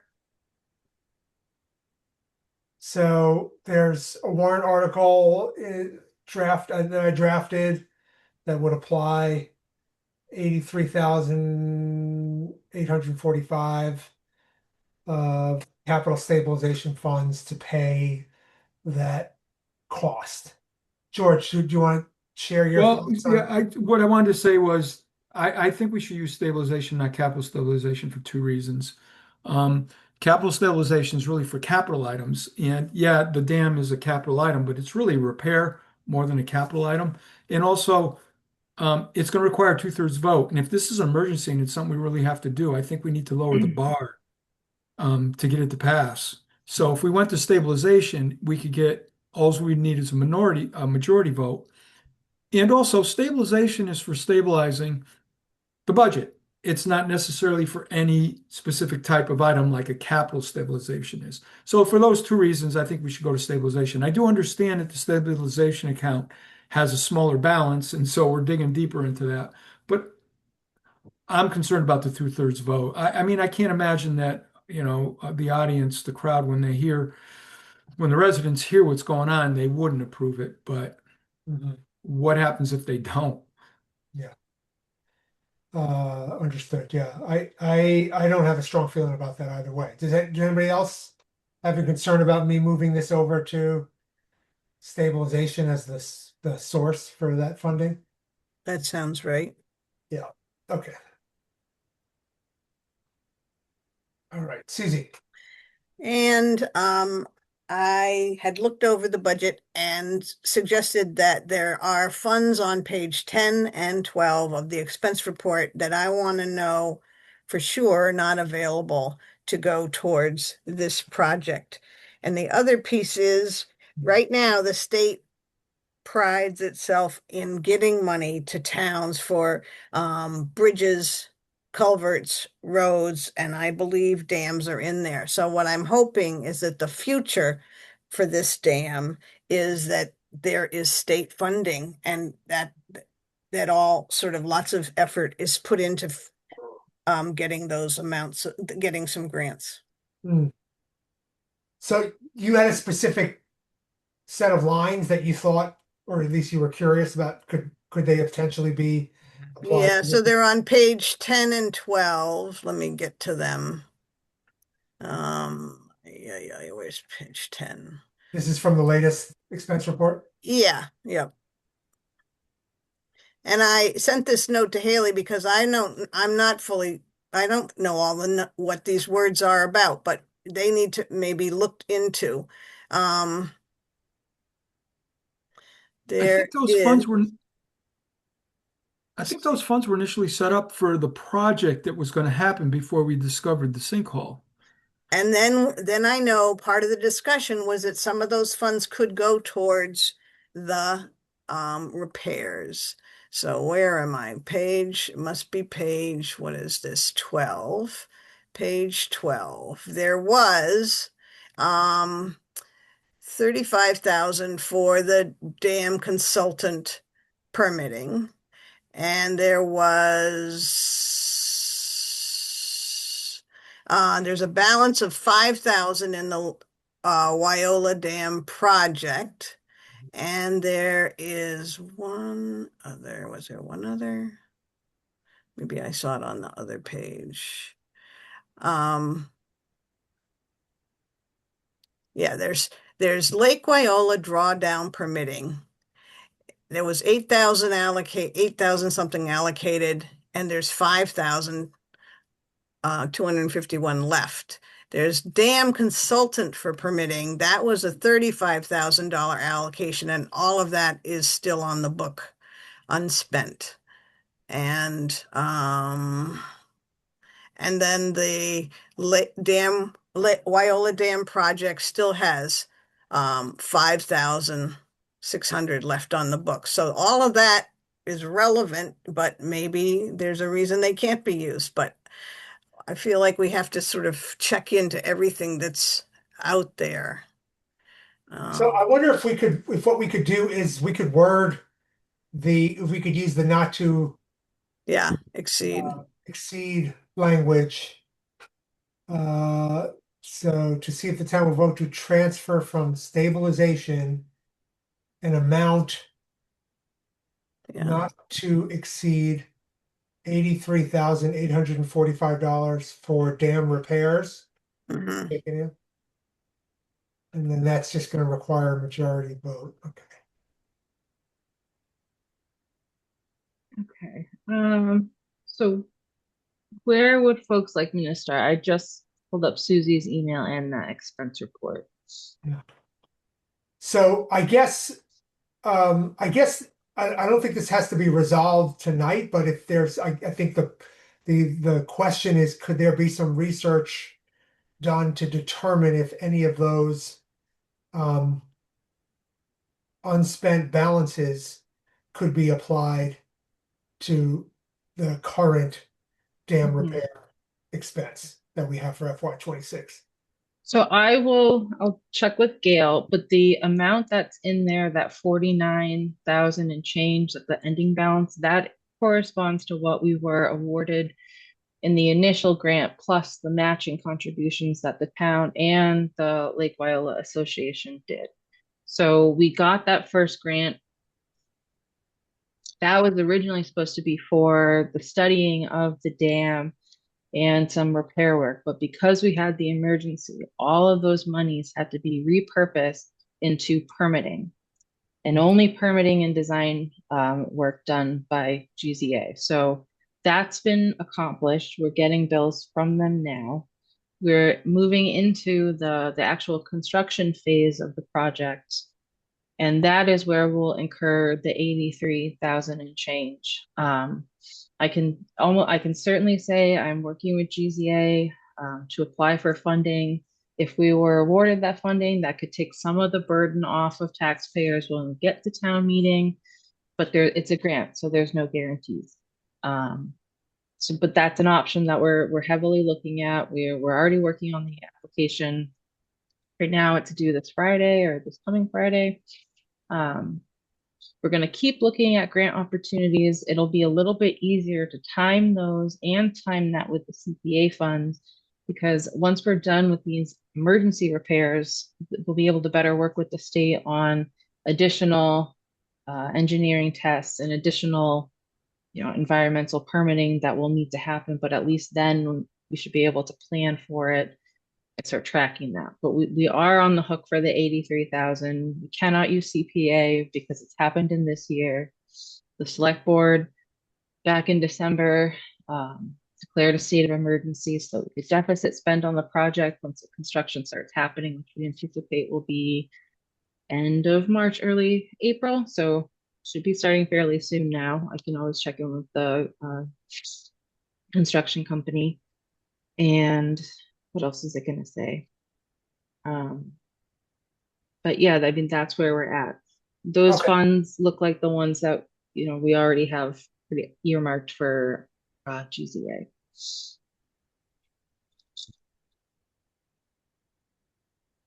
Okay. So I think when we get to warrant articles, you'll see that I adjusted the language for that to give us some flexibility. If it turns out we either have a grant opportunity or we have a line-to-line transfer opportunity. Okay.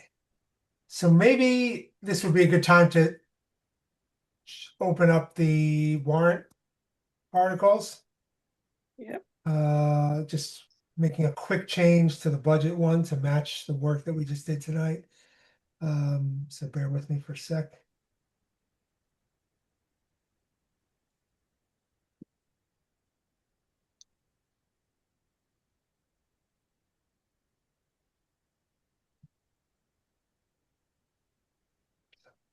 Okay.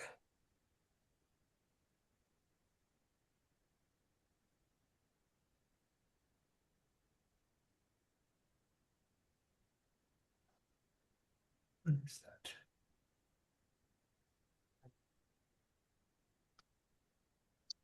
Okay.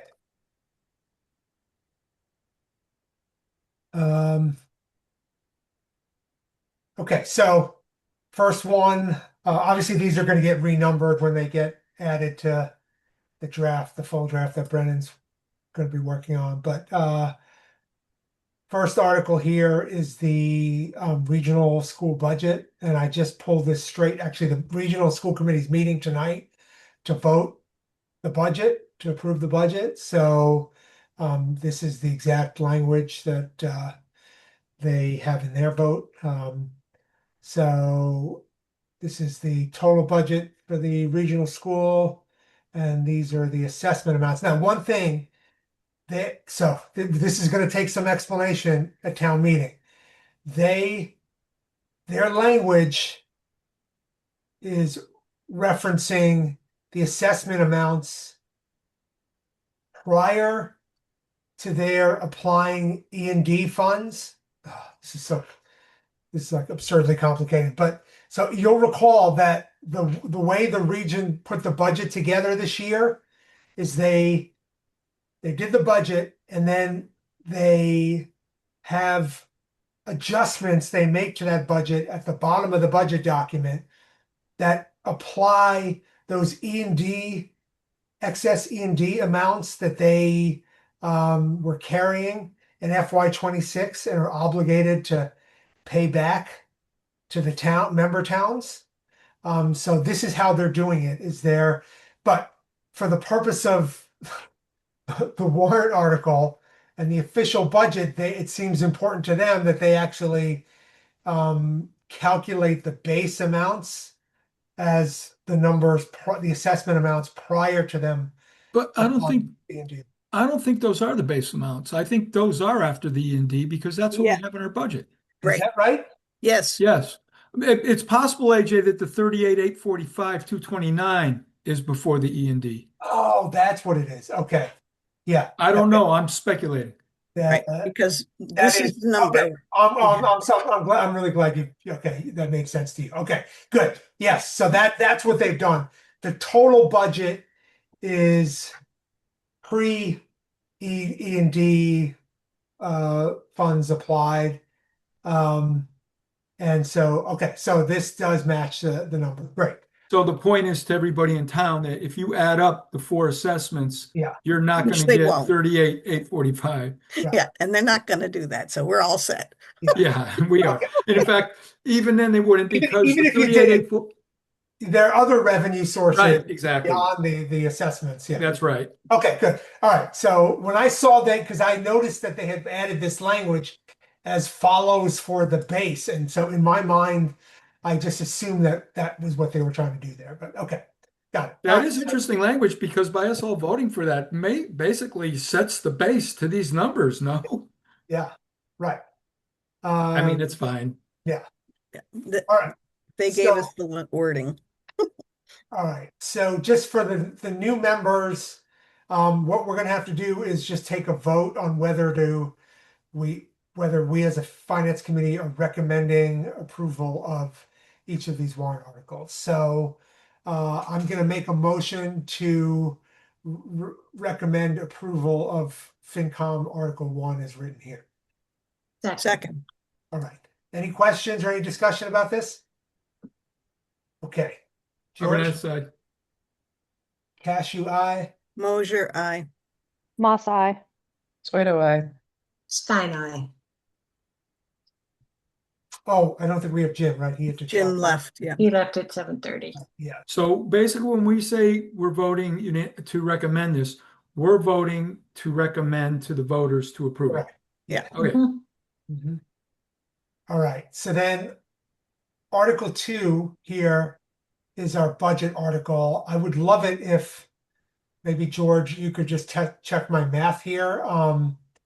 That I did this correctly. I'm pulling this number from the budget that with the adjustments that we made tonight. And then I'm just subtracting from that amount the $200,000 that we applied of free cash reserves that we're applying and the $10,000 from the septic betterment fund to get. Yeah, I mean, all 3 are supposed to add up together, and they do add up to 833,875. I assume that's what's on the bottom of your budget spreadsheet. Yeah, except there's just this annoying thing where the total operating expenses and the total revenue are off by $1. $1. But that's Yeah, A penny. not anything I need to worry about. Right. it's rounding. Happens all the time. Okay, I'll donate it. Go with the higher number. yeah. All right. And in fact, that is the higher number. Yeah. Okay. So any questions about this? All right. I'm going to make a motion to recommend approval of FinCom Article 2 as written. Second. Look at that. Okay. George, Over on the side. Cashew, aye. Mosier, aye. Moss eye. So do I. Stein eye. 6-0. Okay. And then I think this is just a kind of formality to see if the town will vote to set the salary compensation for all elected officials of the town as provided by blah, blah, blah, to be made effective July 1 as contained in the budget or take any. So I assume there's no questions about this. All right, so I'll make a motion to recommend approval of FinCom Article 3 as written. Second. Over on the side. Cashew, aye. Mosier, aye. Moss eye. So do I. Stein eye. And I saw this as the this is the sponsor we had for this article last year, so I assume that's the same for this year. Okay, FinCom Article 4, another formality to see if the town will vote to authorize treasurer to enter into compensating balance agreements during fiscal year 27. Any questions? All right, I'll make a motion to recommend approval of FinCom Article 4 as written. Second, Second, George? Arnott, aye. Cashew, aye. Mosier, aye. Moss eye. Soito, I. and Stein, aye.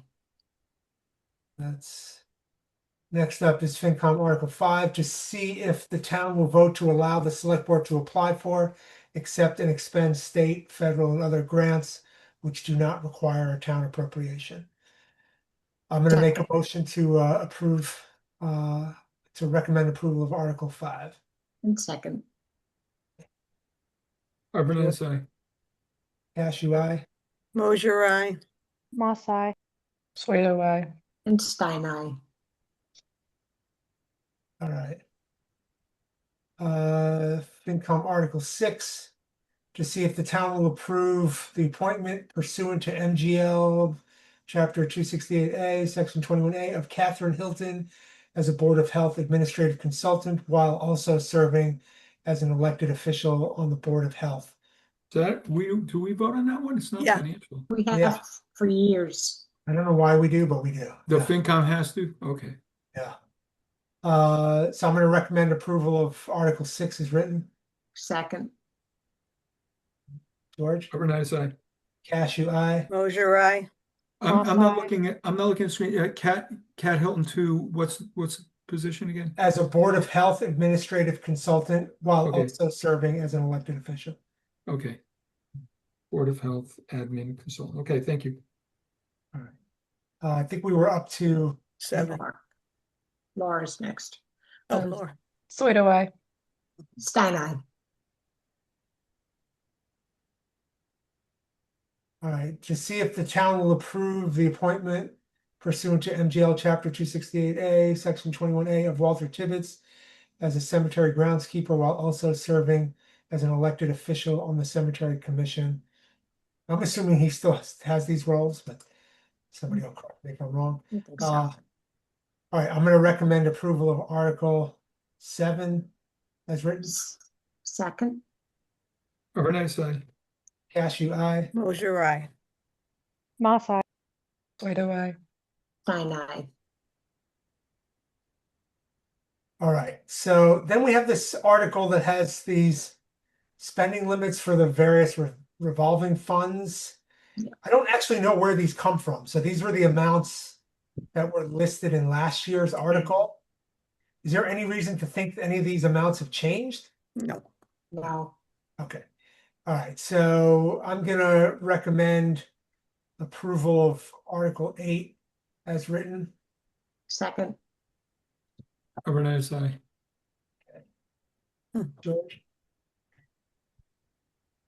Oh, sorry, Cashew, aye. Mosier, aye. Moss eye. Soito, I. Stein, aye.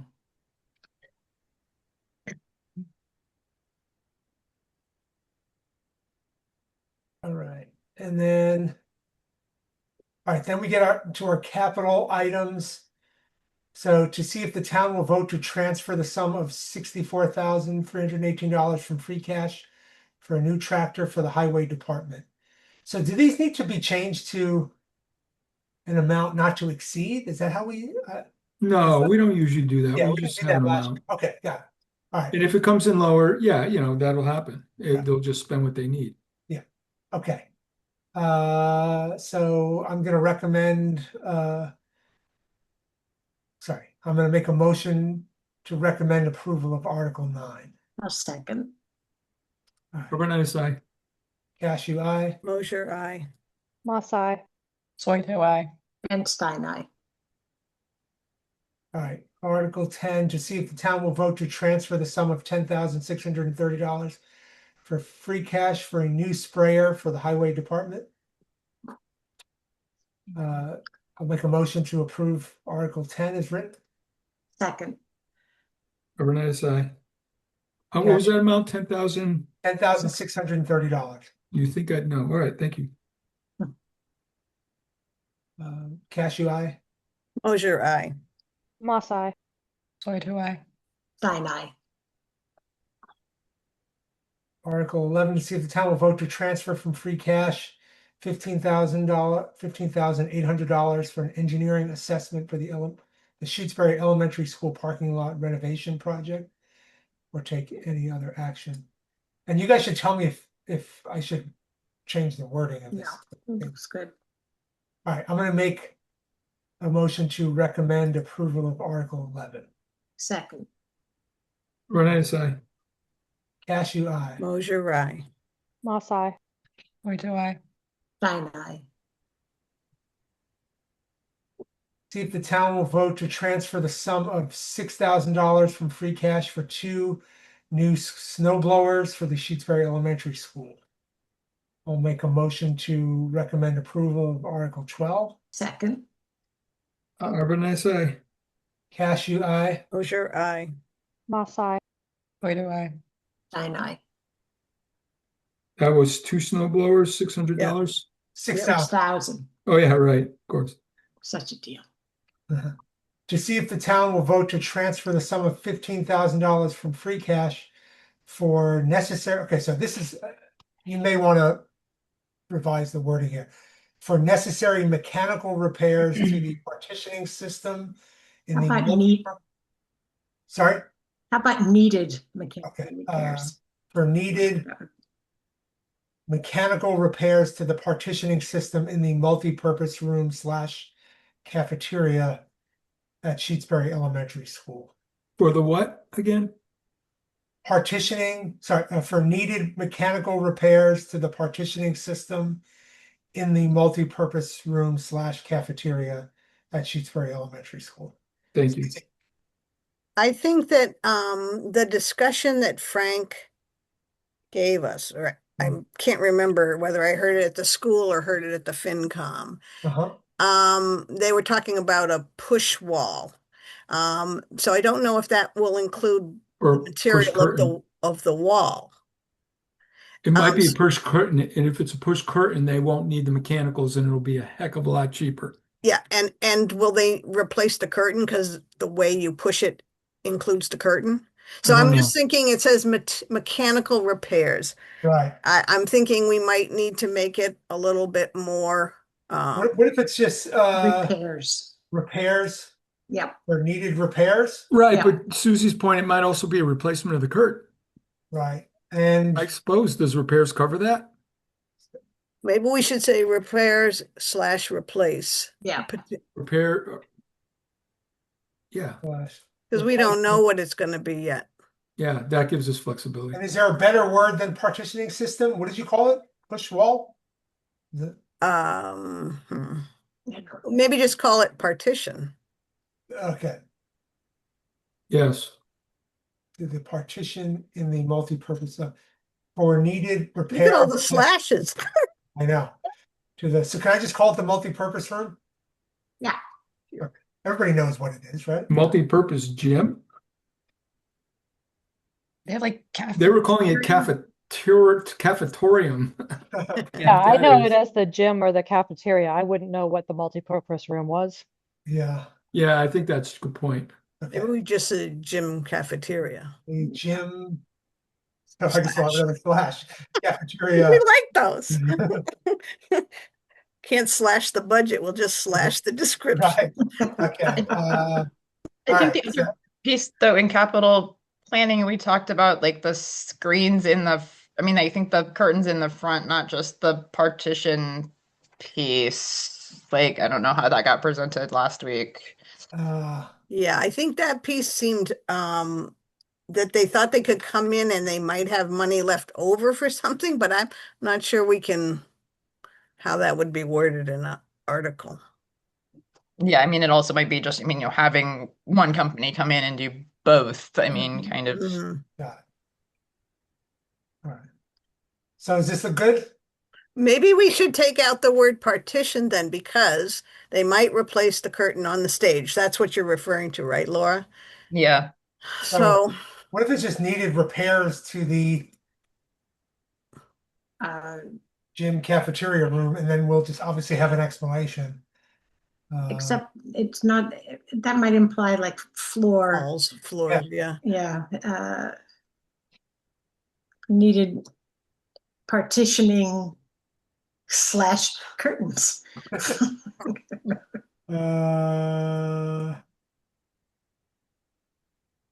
For needed repairs. And Or you could just say 4 curtains. Of course, then it's not the fancy ones up on the windows, but exactly. That's From free cash for needed repairs and potential replacement, something like that. yeah. Oh, that's good. Replacement of Repairs and materials? needed repairs and materials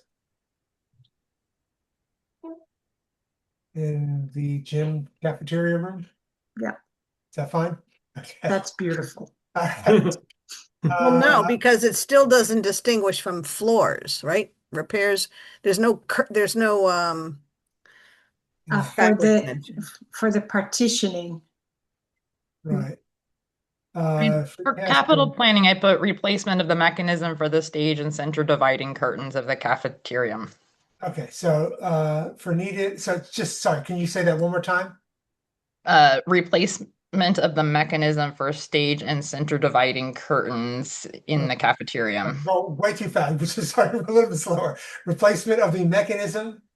for the stage and center dividing curtains.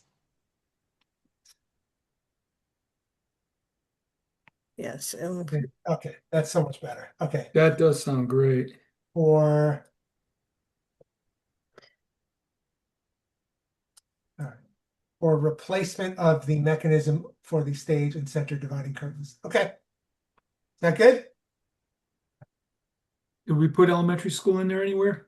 Yep, at At Shutesbury the Elementary. end. Yeah. Okay, I'm gonna recommend, sorry, make a motion to recommend approval of Article 13. I'll second that. Okay, George, RNSI.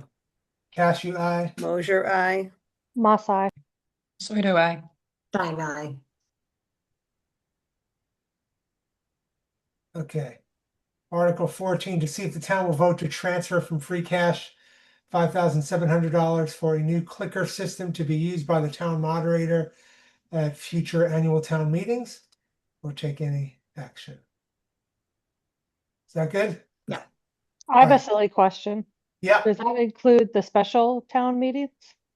Yes, any town meeting. Okay. So take out annual. Yeah, that's a good idea. Town meetings. Okay. Good catch. All right. So I'll make a motion to recommend approval of Article 14 is written. I'll second. RNSI. Cashew, aye. Mosier, nay. Moss eye. So do I. And Stein, aye. All right, so that's 5-1. Okay. All right. Article 15, to see if the town will vote to transfer from free cash $15,725 for data digitization services or take any other action. I'll make a motion to recommend approval of Article 15. Second. George, RNSI. Cashew, aye. Mosier, aye. Moss eye. So do I. And Stein, aye. All right, so this is the one we just changed.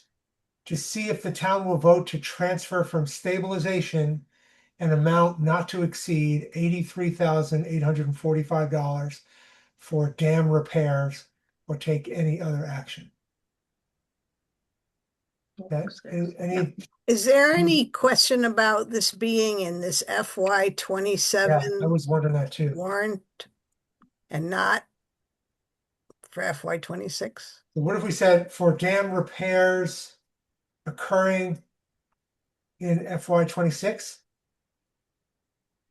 Yeah, Could I you, think you so. for the dam repair, per the dam safety order issued, and I can get you the date. Per the dam safety order issued. Let me just pull that up real quick. I think it was December 3rd. But To see if the town will vote to transfer from stabilization an amount not to exceed $83,845 for dam repairs occurring in FY 26 per the dam safety order issued on, that's the date. That's the right date. issued on 12/3/25. Does that sound good? Okay. I'm gonna make a motion to recommend approval of Article 16. No second. Arvin, aye. Cashew, aye. Mosier, aye. Masa, And Stein, aye. All right. Article 17, to see if the town will vote to borrow $800,000 for a fire truck. Take any other action relative. I'll second that. All right. Sorry, I don't think I made a motion. So I'm gonna make a Oh, motion. sorry. Good job. Recommend approval of Article 17 is read. All right, so George, you're seconding? Yeah, I second it. Yeah. All right, so just to be clear, even though we don't think these funds are gonna get expended in FY 27, we need to approve this so that the sale can actually occur. Yeah. Or the purchase can occur, excuse me. Right, so that the fire chief can proceed. Okay, and this requires a 2/3 vote, To Um, borrow. Yeah, for borrowing. borrowing, right? Okay. All right, so I'm gonna recommend, wait, did I already do that? No, yeah, we already did that. Okay, and George seconded. Over. So we'll start the voting. George, Any discussion? All right, Arvin, aye. Cashew, aye. Mosier, aye. Masa, Stein, aye. All right. All right, so this I got from Leslie, 2 articles that the Board of Assessors have Right. introduced. So, shall the town of Shutesbury revise a town meeting vote approved on May 5th, 2001, adopting clause 54 of section 5 of chapter 59 of the general laws to establish a minimum value of $6,500 on personal property subject to taxation? Mhm. Okay, I don't know if anybody from the Board of Assessors wants to share. Well, this has been in operation for the last 3 years, I believe, Mhm. where it's a means tested process that people who are over 65 can go No, through. that's not what this So is. that's the next one. That's Wait a Article minute. You're looking at 19, not 18. I am. Yeah, Okay. so this is this one here, which sets a floor, I guess, for the assessed value of personal property. I think it was Oh, previously yes. 1,000. You remember that conversation? Yes. I was jumping to Article 19. Yes. I don't understand what this is for. Well, it had So- been go ahead. Well, so currently, if you have personal property and it amounts to less than $1,500, we don't tax it. And that's really more a practicality policy because it's just the amount of effort that's involved for the assessors and the collectors to collect it. It just isn't worth that amount of money. The state allows you to exempt personal property valued at up to $10,000 as a minimum. So anybody who has personal property below $10,000 doesn't get taxed in some towns. We're recommending raising the limit to 6,500. It's kind of the standard that a lot of towns around us are using. Belchertown uses that, which is where our new assessor comes from, and he recommended it. The So does reality, personal property include cars? no, that's excise. No. So personal property in the town of Shutesbury, it's utility companies and anybody who has a second residence in a state, the property in their home can be subject to personal property. So at Lake Wyola, there's a number of homes that are paying personal property taxes, not on their homes because they're paying real estate property tax on that, but on some of the contents on there. And So these are it's like generally not secondary real dwellings? large. Pardon me? These are like secondary dwellings on. Yes, that's right. That's exactly what it is. I'm sorry, I should have mentioned that. And So- also businesses with equipment.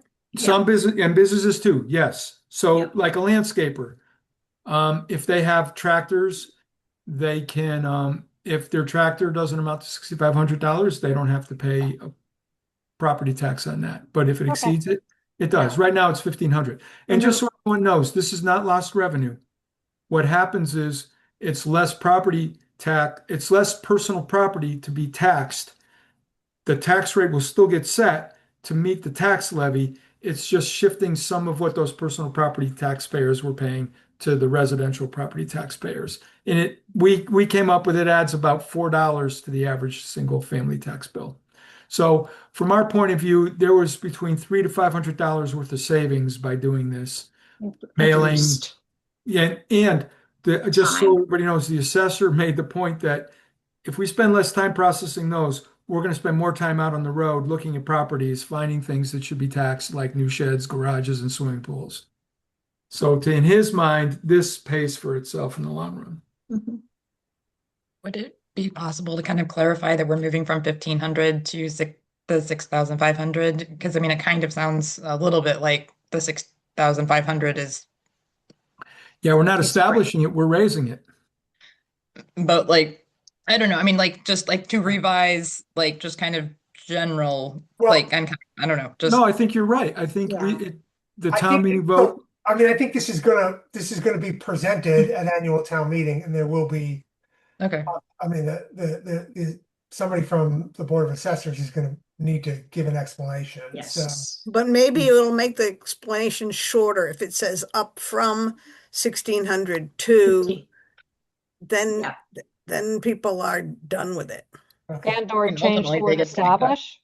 Since we're not establishing it, we're increased. increasing it. To raise Yeah, the The minimum value of $6,500 on personal property. Well, no, minimum Yeah. value of personal property from 1,600 to raise the minimum value of 1,500 to 6,500. Yeah. Raising from, is it, sorry, 1,500, you said? 50, it's 1,500. of $1,500 to $6,500. Does that make sense? Yeah. To To raise the raise the minimum minimum value value from from 1,500. $1,500 to $6,500 on personal property subject to taxation. To raise the minimum value of $1,500 on I'd property put the- subject to taxation I'd put the 2,6,500 at the end of the sentence. Yeah, or I'd take the minimum value and the other one at the end. Right, to raise the minimum value from No, I, 1 to Either way. 6,000. Yeah, right. That Either way works. would be yep, fine. that's good. Okay. Yeah. All right. So I'm gonna make a motion to recommend approval of Article 18. Second. Arvin, I say. Cashew, aye. Mosier, aye. Moss eye. So do I. And Stein, aye. All right. April, you want to tell us about Article 18? This is something we established in 3 years ago, allowing people who are over 65 who qualify for the circuit breaker for Massachusetts income tax to apply for a reduction in their property tax. Yeah, that's it. The amount of the reduction is established on an annual basis by the board of by the select board. I can't remember what the minimum is, but the maximum is up to 200%. Right now it's 50%. So we're not actually changing anything. We're just simply No, we're just reauthorizing- updating Some it. property Yeah, taxes. we have to re-vote it I believe it's every 3 years. Got it. Yeah. Because I And didn't then see all it this- in last year's warrant. Okay. So And this adds probably maybe 1 or 2 pennies per tax bill. Yeah, on the tax rate, the tax bill is about $7. Oh my God. Yeah, you're way off. Yeah, no, you're right. It's like a penny on the tax bill, on the tax rate. It's very, yes. all right. It's been very helpful to people. Does So- it say somewhere that this is a vote that has to be taken every 3 years? I mean, Yes, It's It's in not there new. somewhere. section No, 6. It So says, reauthorize. Reauthorize. Like AJ said, we can set it on the floor. all right, and then this is just the actual text of no. the language No. that was Yes. back in 2022. All right, so I'm gonna make a motion to recommend approval of Article 19. I will second that. All right, Overnight side. Cashew, aye. Close your eye. Moss eye. Go ahead. And Stein, aye. All right. Time. Fortunately, I didn't realize until this morning, I'd forgotten that we usually have to vote on the MLP budget articles, even though We don't control it. we don't control it, but I don't have their current budget. I emailed Gail, Huntress, and Jim this morning, but I think she's on vac. And it would be Article 19, right? I mean, Yeah. 20. Oh, yeah. All right. So I don't think we can vote on this tonight. Because we don't have the actual numbers, but Okay. we'll just have to do that maybe at the beginning of Meeting with the select board. meeting with the select board. But Yeah. and then the only other thing is I haven't gotten any information about CPC articles, and I know there's something, right, Haley? There should be something, I can check with Mateo tomorrow on where that stands. AJ, why are you doing all those warrant articles? Um, who does, I mean, why wouldn't the CPA committee be no, doing those? they do those, but I think usually like last year, what I did was somebody had sent, I can't even remember who it was, had sent those to me. And since they needed to be voted on by the FinCom, I just cut it. Got it. I got it. But I haven't received them yet. But even the FinCom ones, I mean, when I was, I've been on the FinCom for a long time. I didn't realize that the FinCom chairs were the ones doing it. I think if you ask Becky Jim, used to I do think them. Becky used to do it. yeah, I was going to say, because when I chaired, I didn't do them. Yeah, I And think I don't think Jim did either. I did them last year, so I just assumed that I needed to do them this year. But Well, I appreciate you doing it, AJ. I appreciate all you do, actually. Yeah. But I like the way the language is simplified. Somehow I got very, lot of words written, numbers written out that weren't necessary, and it makes it harder to read it. Yeah. So I like it, this simple version. you got to keep it concise. I agree. Mhm. all right. So I don't think there's anything else for us to vote on tonight. But I think basically, so let me just make sure we're all clear on what we're doing next. We are meeting with the select board a week from tonight. I believe the meeting is scheduled for 5, but Haley, maybe you can let us know when they're going to want us to join that meeting. Yeah, I can do that because they'll have some other business to do first. You'll need to post it though, Yeah. and so you'll need a time, Yeah. and that has to be done early enough. And I think what I'll do is I'll post for maybe 30 minutes before we meet with the select board. Then we can log on. We can talk about this. We can vote on the MLP articles and the CPC articles, and then we'll just segue into the select board. Is that Well, would we want to be in person as much as possible? Yeah, that's a good point, actually. So, And then we just pick a time and ask the select board to work around our Well, schedule. the thing is, if we meet in person, we can't meet with the select board because they're going to be conducting business. but can we use that upstairs room that we used to use for FinCom meetings way back when?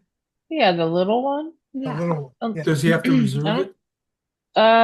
I don't think anyone's gonna be in there. This is usually, we met in the land use clerk room. Well, yeah. So I mean, how does- right now it's only the select board that's scheduled to meet, and if anyone wanted to meet by Tuesday, they got to post tomorrow. Yeah. So I'd say your odds are pretty good. When he posts, he's going to pick the location, and that means he Mhm. reserves it by default. Yeah. What is that room called?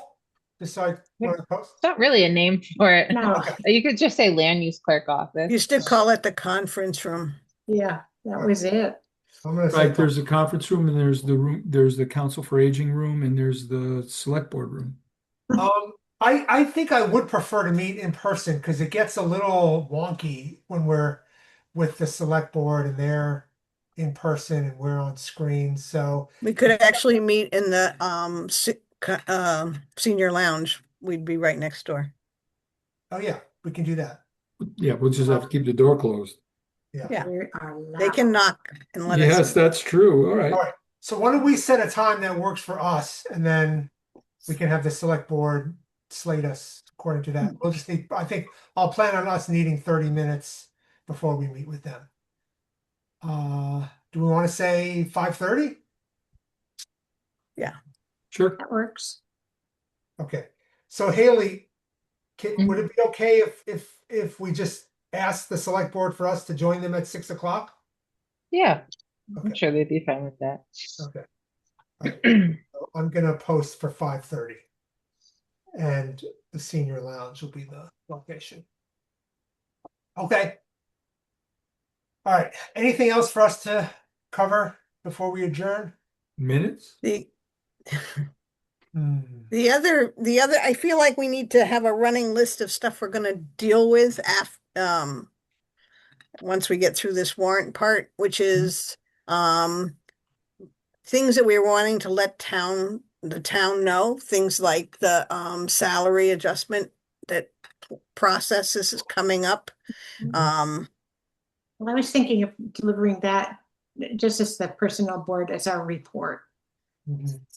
Okay, it's just, At it's town not meeting. in the budget. And well, at least tell everybody who was thinking they were gonna get adjusted ahead of time, and then maybe we can Mhm. just put it out but it should be a personal message so it's not left out. It's not Mhm. ignored.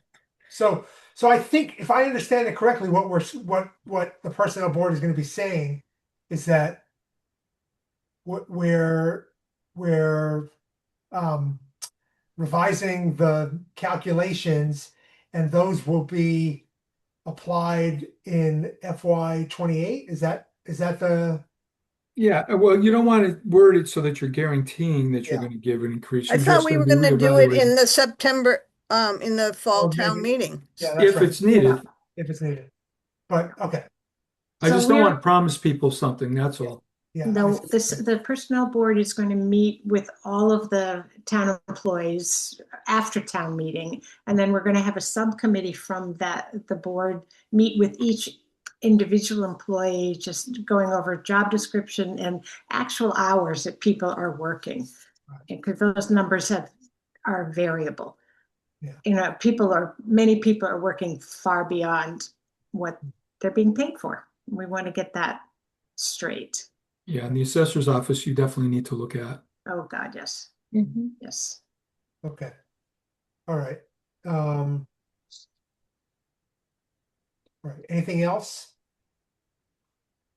Minutes, is like I said, Oh, I mean, we got actually, 3 minutes, I 3 wanted, weeks. oh yeah, I wanna make clear, get cleared up with Haley. As I understood it, the MIA is going to cover everything beyond the 10,000 that we pay. Is that right? Is that how What they have told me is that we have the 10K deductible. And that's all that they've said, is that that's what our policy has in it. And, you know, I'm in pretty much constant contact with both licensed site professionals.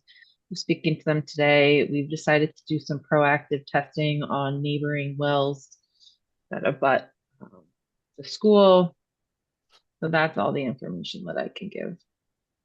So at some future FinCom meeting, we're gonna have to do a FinCom transfer of $10,000 to pay that deductible, correct? Mm-hmm. Yeah. Okay. Because I don't know how it works in terms of like if it's up to like a certain day that they pay until, if it, you know, if it incorporates like this layer of testing but not this layer of testing. But their report should be coming in pretty soon, so that'll give me a better idea. And wasn't in the office the last 2 days, so I need to check in with them again. That'll put FinCom reserve to 42. Yeah. Well, and it sounds like it's not totally cleared up yet, so we don't know. And any more expenses that we need to be knowing. Right, but if it's under insurance, they should be covering all of it. Well, she was just saying she didn't know if they cover all the days of testing or only certain days, up to a certain number of days. Oh, we should I argue. only know that we get the deductible. Yeah, and I'm not comfortable I don't want to say something if I'm not totally sure. I know we have the deductible, so I would imagine that covers things, but just until I can verify 100%, that's what I'll leave it at. Okay. All right. Well, I know we've got a bunch of minutes that have accumulated, but it is kind of late. So I'm thinking, I'm okay waiting. It's just You guys don't we'll have mind, I'd like to- 4 next time. yeah, I know it's bad, but we got a lot of work done tonight. So Maybe And- we can get some of them done while we're waiting for the select board. yeah, There exactly. That'll you be go. first. Yeah. All right. Just remember, I sent out 3 of them so far, so you all better have them accessible to you. All right, we got it. All you do, Joy. All right. So then I'll make a motion to adjourn our meeting. I'll second that. Okay. Arnett, aye. Cashew eye. Mosier, aye. Moss eye. So do I. And Stein, aye. Okay, great. Thanks, everybody. I'm gonna send you the budget and the warrant articles that we just chatted about. And will you send us the debt schedule? I think I did I think earlier. he did You already. should have it in your inbox. Yeah. Okay, thank you. And then I'll CC Ryan as well. Better remember to do that. Right. And I'll Okay. post for next Tuesday, 5:30 in the senior lounge. You Great. got it.